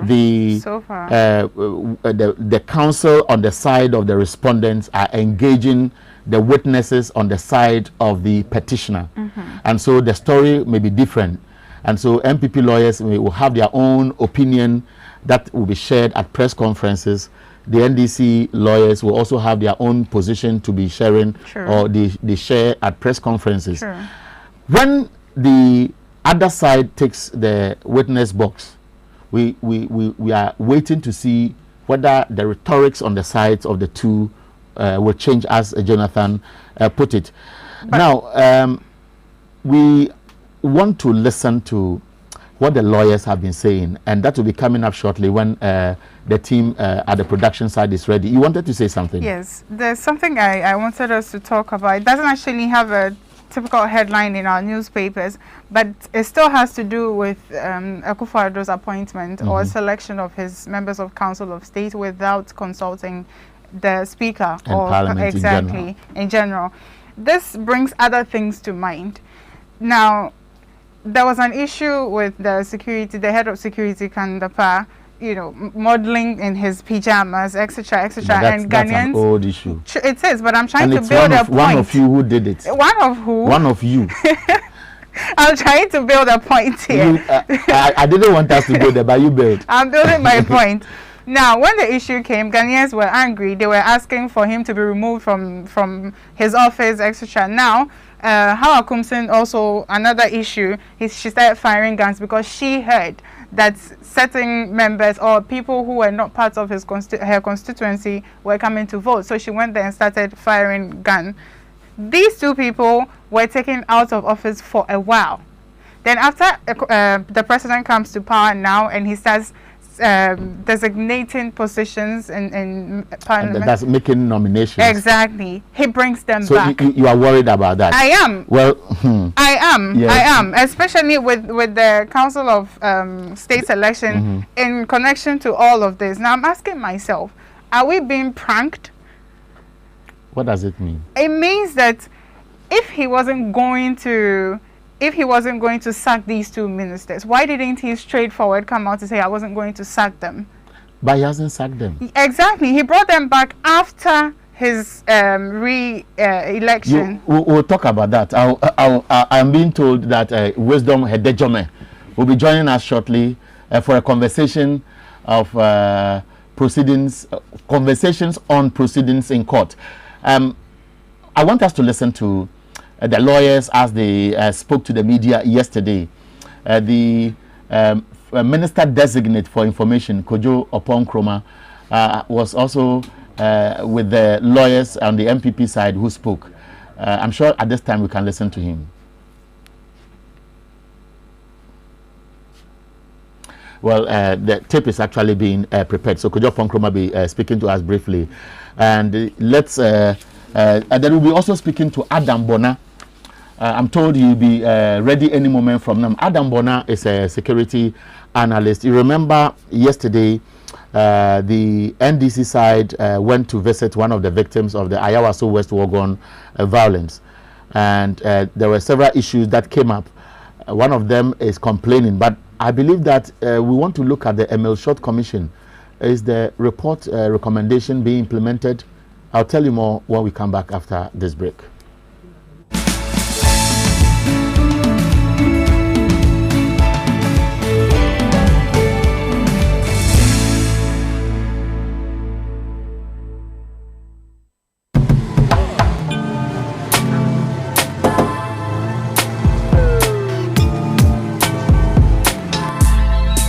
Welcome to AutoCheck Vehicle Diagnostic and Licensing Center. I hear my car can be checked here without going to Somenya or Accra. Sure.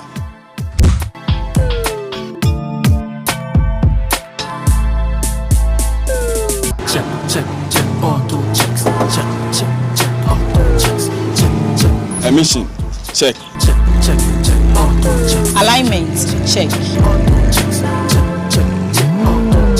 Brakes, check. Visit AutoChecks at Koforidua Aquadum Road for the roadworthiness of your vehicle, from saloon cars to heavy-duty industrial vehicles. Madam, your car is now ready for the road. Thank you so much. Auto checks. Auto checks. Check. AutoChecks, your safety, our priority. Check, auto checks.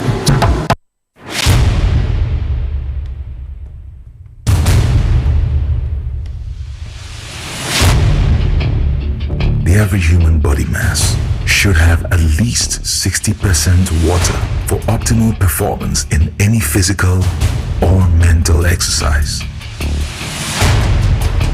We can help you maintain it naturally.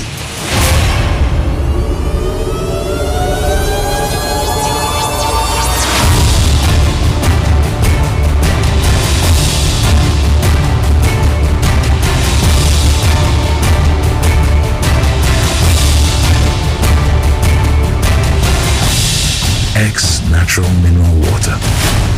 Simply natural.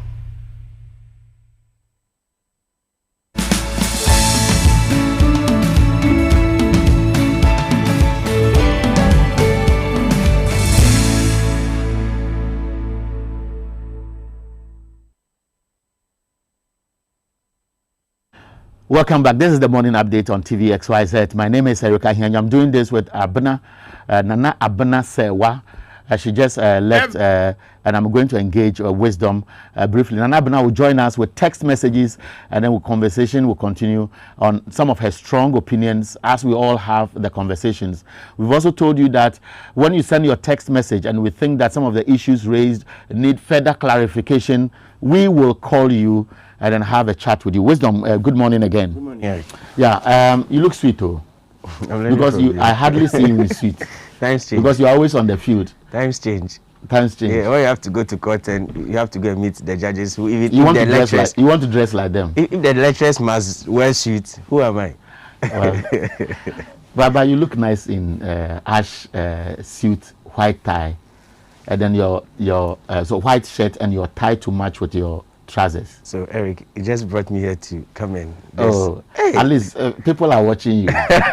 Okay, Wisdom, but that's on the lighter side. You've been going to the court from day one, and you have the opportunity sometimes to sit inside the courtroom or monitor from outside. And then when the lawyers finish, they address the media. And I'm sure you'll hear the conversation at the background when they have to speak. Now, you realize that there was something that was even trending on social media. I saw the NDC national organizer Joshua Kamba behaving like he was, I don't know whether I should call it sweep or it was a friendly action. We saw the gesture. It's friendly. You were there. What really was there? So, you know, mostly after the Supreme Court hearing, the respondents as well as the petitioner lawyers or the spokesperson come and address the media. And so sometimes the NPP team will come first and then the NDC team will come later. Other times it varies. And so the other day, I think that was last Friday, the NPP team came to speak, and when they had finished, the NDC team came up and they were like, okay, you have had all the time you needed to talk to the media. It's our time. Let us also have our way. So you saw Joshua Kamba there trying to say, go away, go away. It was a friendly it's friendly. Oh, okay. You see people like Sami Jemfi, General Mosquito, sometimes having conversations with Gabi Asari Dakun. So the perception among the general public is that these are two giants, NDC, MPP, in court fighting a case. All of them have interest. And so many would have thought that when they step out, maybe Prof. Nana Jenopoko-Agyeman may not speak to, let's say, Freddie Blay or McMenu. They are that friendly. Oh, they're that friendly. So when you go to the forecourt of the court, there's this tent that they've provided. And so for those of us who you may not have to go inside, you can also watch proceedings as it's happening in the court. So there's a screen mounted for us to be watching. And so once the NPP team is speaking, the NDC team would go and now go also be watching them, what they are saying. That's how come, if you have observed mostly after the MPP team speaks, the NDC team comes and all they do is to buttress or rebut all the things that they've been saying. And it happened yesterday. The NDC had their time, and then they perhaps would have been celebrating. They were virtually celebrating Dr. Kpese White. But Kojo Ponkroma comes and says, look, all what they are doing, they are just gimmicks. They are poisoning the minds of people. But we know that the petitioner has filed a fresh application. Are you privy to all the details? Now, I'll talk about that briefly. But remember, the first application they filed was application for interrogatories, which was thrown out. And then they filed for a review, which also was dismissed by the 9-member panel. Supreme Court. Now, they have filed another one, which is seeking to inspect some 6 documents from the Electoral Commission, which case will be ruled on this morning. So the Supreme Court will sit on that case this morning. And then if there's any other thing, we are learning that the chairperson of the Electoral Commission, which is the first respondent, will be in court. Now, if I may, now they are asking that they are giving the Presidential Resort Coalition form, that is Form 9. So there is Form 9, Form 10, Form 11, Form 12, and Form 13. Now, if you observed yesterday in court, there was issue about Form 13. Per Article 127, what the description analysis of Form 13 was and what was presented to Dr. Kpese White in court. And so there's been that debate because Dr. Kpese White was arguing that in the strong room, they didn't even get to the form, the stage where they had to even endorse the Form 13. Because the lawyers was asking that if you say you did not endorse Form 13, why did that happen? And so there should be a column where you have to state reasons why you did not accept details on that form and why you did not endorse it. And so that form is in contention. They're also asking, so this form, the form 9 has to do with the constituencies. So the constituency declaration form, that is what they're asking for. They're also asking for the originals of the constituency presidential results summary sheet. So there's a declaration form, and then there's also the summary sheet. Why would you think that they will ask for the originals? Now, the bone of contention here is the figures on the summary sheet that we've seen can't be tampered with. And so they're asking that if really these are the original ones that you say that you declared, based on which you made your declaration and your, calculations and all, it is that we want to see. So I see something exciting or quite curious there. When these forms are issued, there are duplicates, triplicates, and so on. Yes. And so if I signed this as the original, there's that what we know is the practice is that the other copies will obviously be the same as what you put on the original copy. Yes. So what you give to CPP, what you give to MPP, what you give to any other party will be should have the same information on this. And so does it suggest that it is a deliberate strategy being adopted by the NDC to tell the EC that tell us what you have, let us also bring what we know you should have, and we compare that to the figures that you finally declared? The NDC is contesting the figures of the Electoral Commission, which says that none of the two leading parties obtained the 50% plus vote in making sure that somebody be declared president-elect. And so if all the documents, like you mentioned, all of them are carbonated, and so if you sign on the first, it means that it should reflect on all the others. And so they cannot understand why my copy which you gave me, which was as a result of the original you signed, indicates a figure different from what you have. So but the NDC has not put out any figure of their own in court. Johnson Asiedu Kentia was consistently saying that we are referring to what the returning officer, the EC, has put out. And so if you have not told me what you have, why would you want to make a fuss out of what I have and I should declare it? I don't understand. You have been with the lawyers, you eavesdrop. So what's happening is that the NDC feels that should it be that they bring their figures out and the EC's figures are in contention, if they go out and bring their figures, it means that the EC could or may go and do some corrections to the original figures it has to tally with what the NDC has, and it is making a case against. And so what the NDC says that if that's the case, then for me, I'm not going to bring my figures. It is you who is the only returning officer for the presidential elections, and you have the right to declare. And so it is your word against mine. So your figures are those you are going to use. Wisdom Hedejome is one of our senior reporters. He has been in and out of the Supreme Court from day one. And because he frequents the court whenever there are other high-profile cases, he has an appreciation of the conversations around the court, especially from the lawyers. Kojo Nkrumah is the information minister designate. Yesterday, he stated their position after assessment of proceedings in court. Let's listen to Kojo. Every practicing lawyer knows that after cross-examination, the bench has room to ask questions for clarification. And you hear the learned justices always say that we want to understand this one clearly. So to create an impression that when they ask you questions, they are harassing you, is part of the NDC strategy to begin to poison the minds of the general public against the bench. Because they can begin to see from the questions and the answers that they are giving, the gaps that are showing up in their case. Remember, they have already said that they think that this court is not a balanced panel. They have already been arguing that they have not been treated fairly and that some of the decisions don't make sense. Mareta Briopon. And today, they are furthering that by trying to poison the public by saying that they are being harassed. The bench has the right to ask questions. The evidence of Dr. Kwesa White made it abundantly clear. I'll be playing the full tape of Kojo Nkrumah when we come back. I told you we'll be speaking to Adams Bona.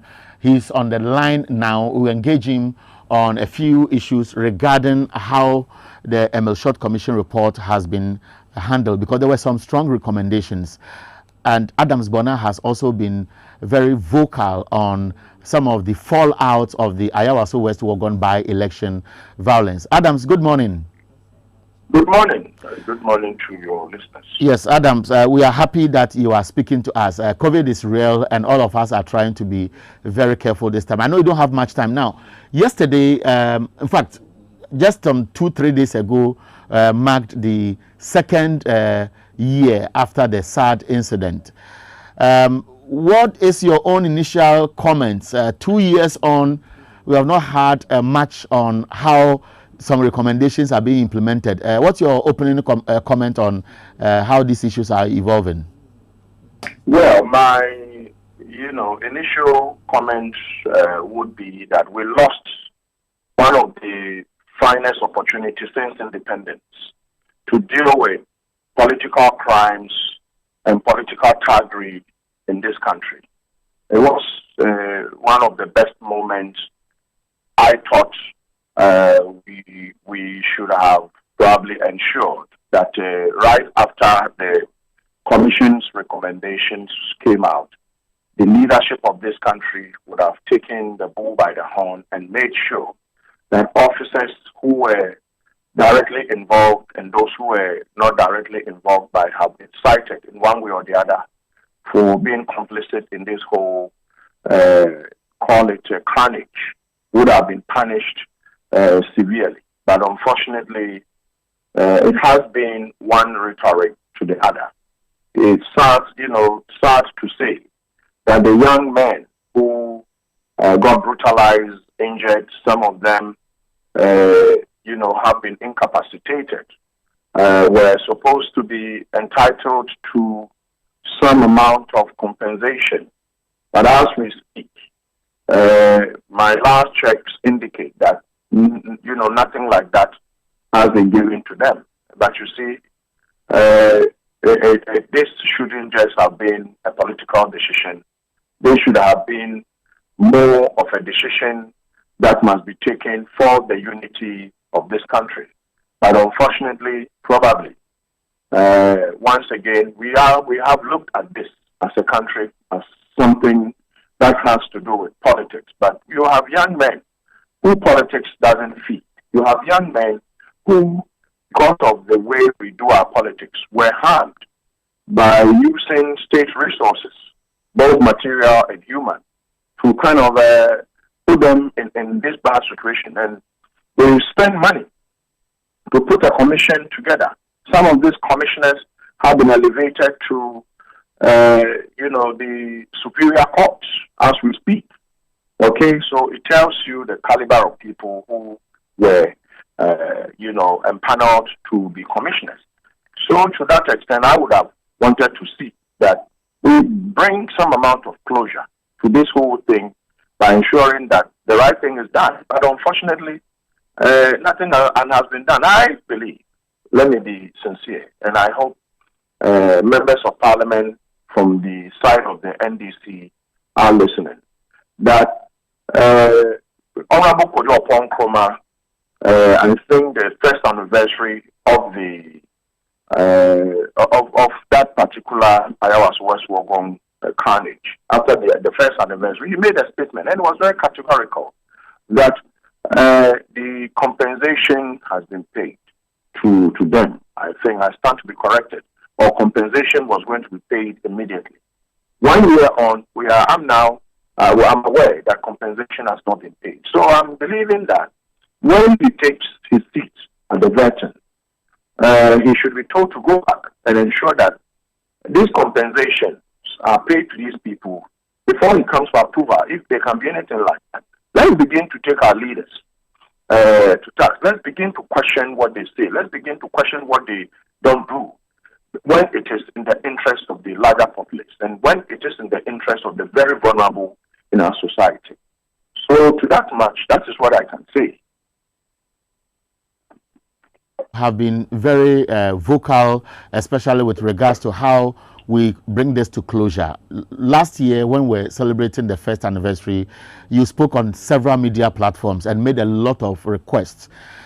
When this incident happened, I quite remember that when the National Peace Council began the processes of engaging the political parties to disband these political thugs.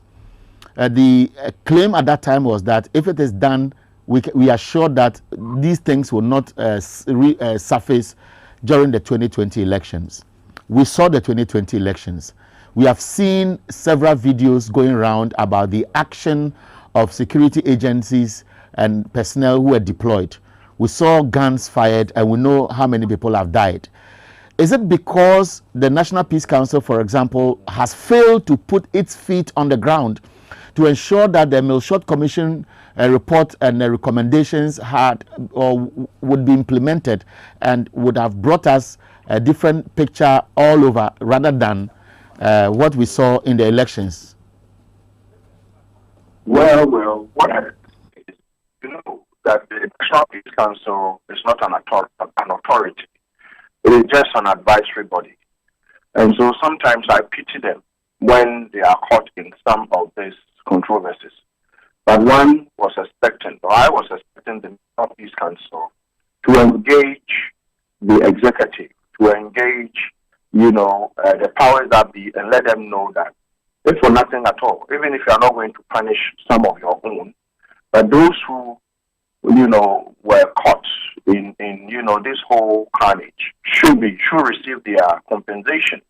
Unfortunately, none of that, according to what I know today, has been done.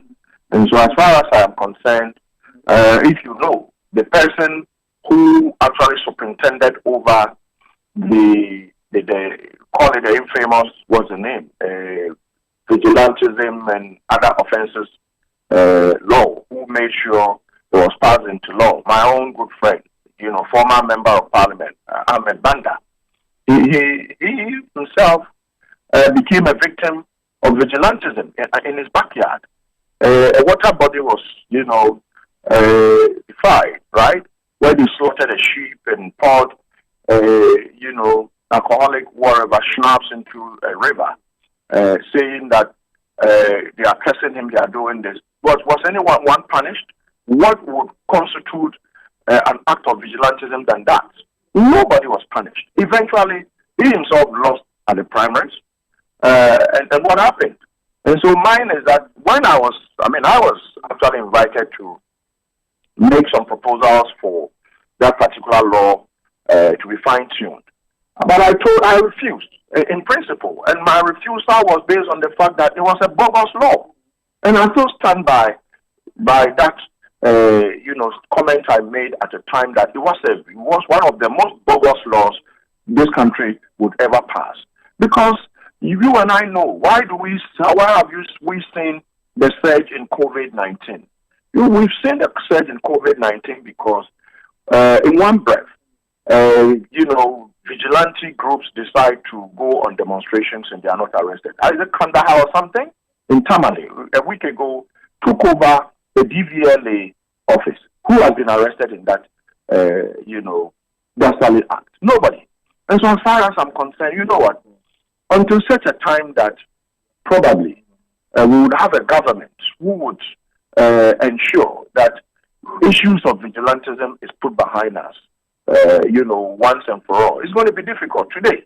Police officers who are recruited to go on training spend less than 3 months and they are deployed. Tell me no. Even if you are going for a proficiency certificate, from any of our big universities in Ghana, you are likely to do more than 3 months.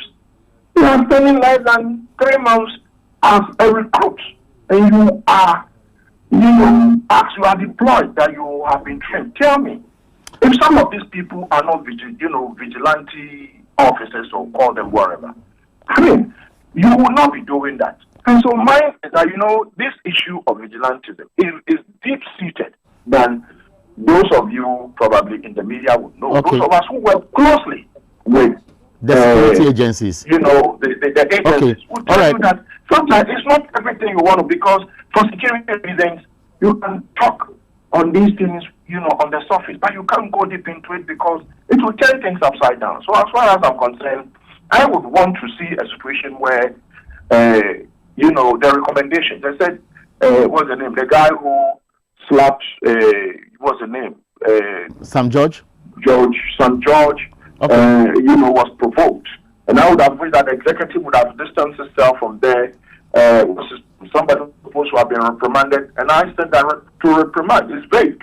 If you say reprimand, what is the meaning of reprimand? Yeah. Look for it in the dictionary. Yeah, Adam. And so these are the challenges. Yeah, Adam Bona, I'm sure before this conversation we knew you were busy doing something and we stole a little of your time. We'll walk to your office for a longer conversation for us to share with the general public. Thank you very much for your time, sir. You are welcome. Thank you. Adam Bona is a security analyst, and Wisdom Hedejome will wrap up this morning's program with some messages that you have brought in. Wisdom, what do we have? Well, so some of the messages have already come in. This one says, although the judges have every right to put up questions from the bench, I do agree with Chachu Chikata that some of the interactions were more opinionated than necessary. And that's coming from Alex from Spinktest. Bernard AJ from Ashaman says, enjoying the show, TVXYZ, the more you know. And this one is from Sandra from Tadi, says, I like the way Dr. Kwesi White stood his grounds and maintained his posture. Great job he did yesterday. Thanks, Wisdom, for helping us. Nana Abena will join us to wrap up shortly. But I want to read this text message. It says from DJ Omale and YOC at Gore. So COVID-19 is real, so we should all adhere to the safety protocols to stop spreading it, to save lives, and also to avoid lockdown regardless. It says regards from Ahafo, regional NPP organizer Michael Osei Boating Aka Pope, and Honorable Martin J. Mensah Kosa, NPP MP for Techiman South. When I come back briefly, I think Sandra is getting ready to join me. So let me just do some more text messages while she takes her seat.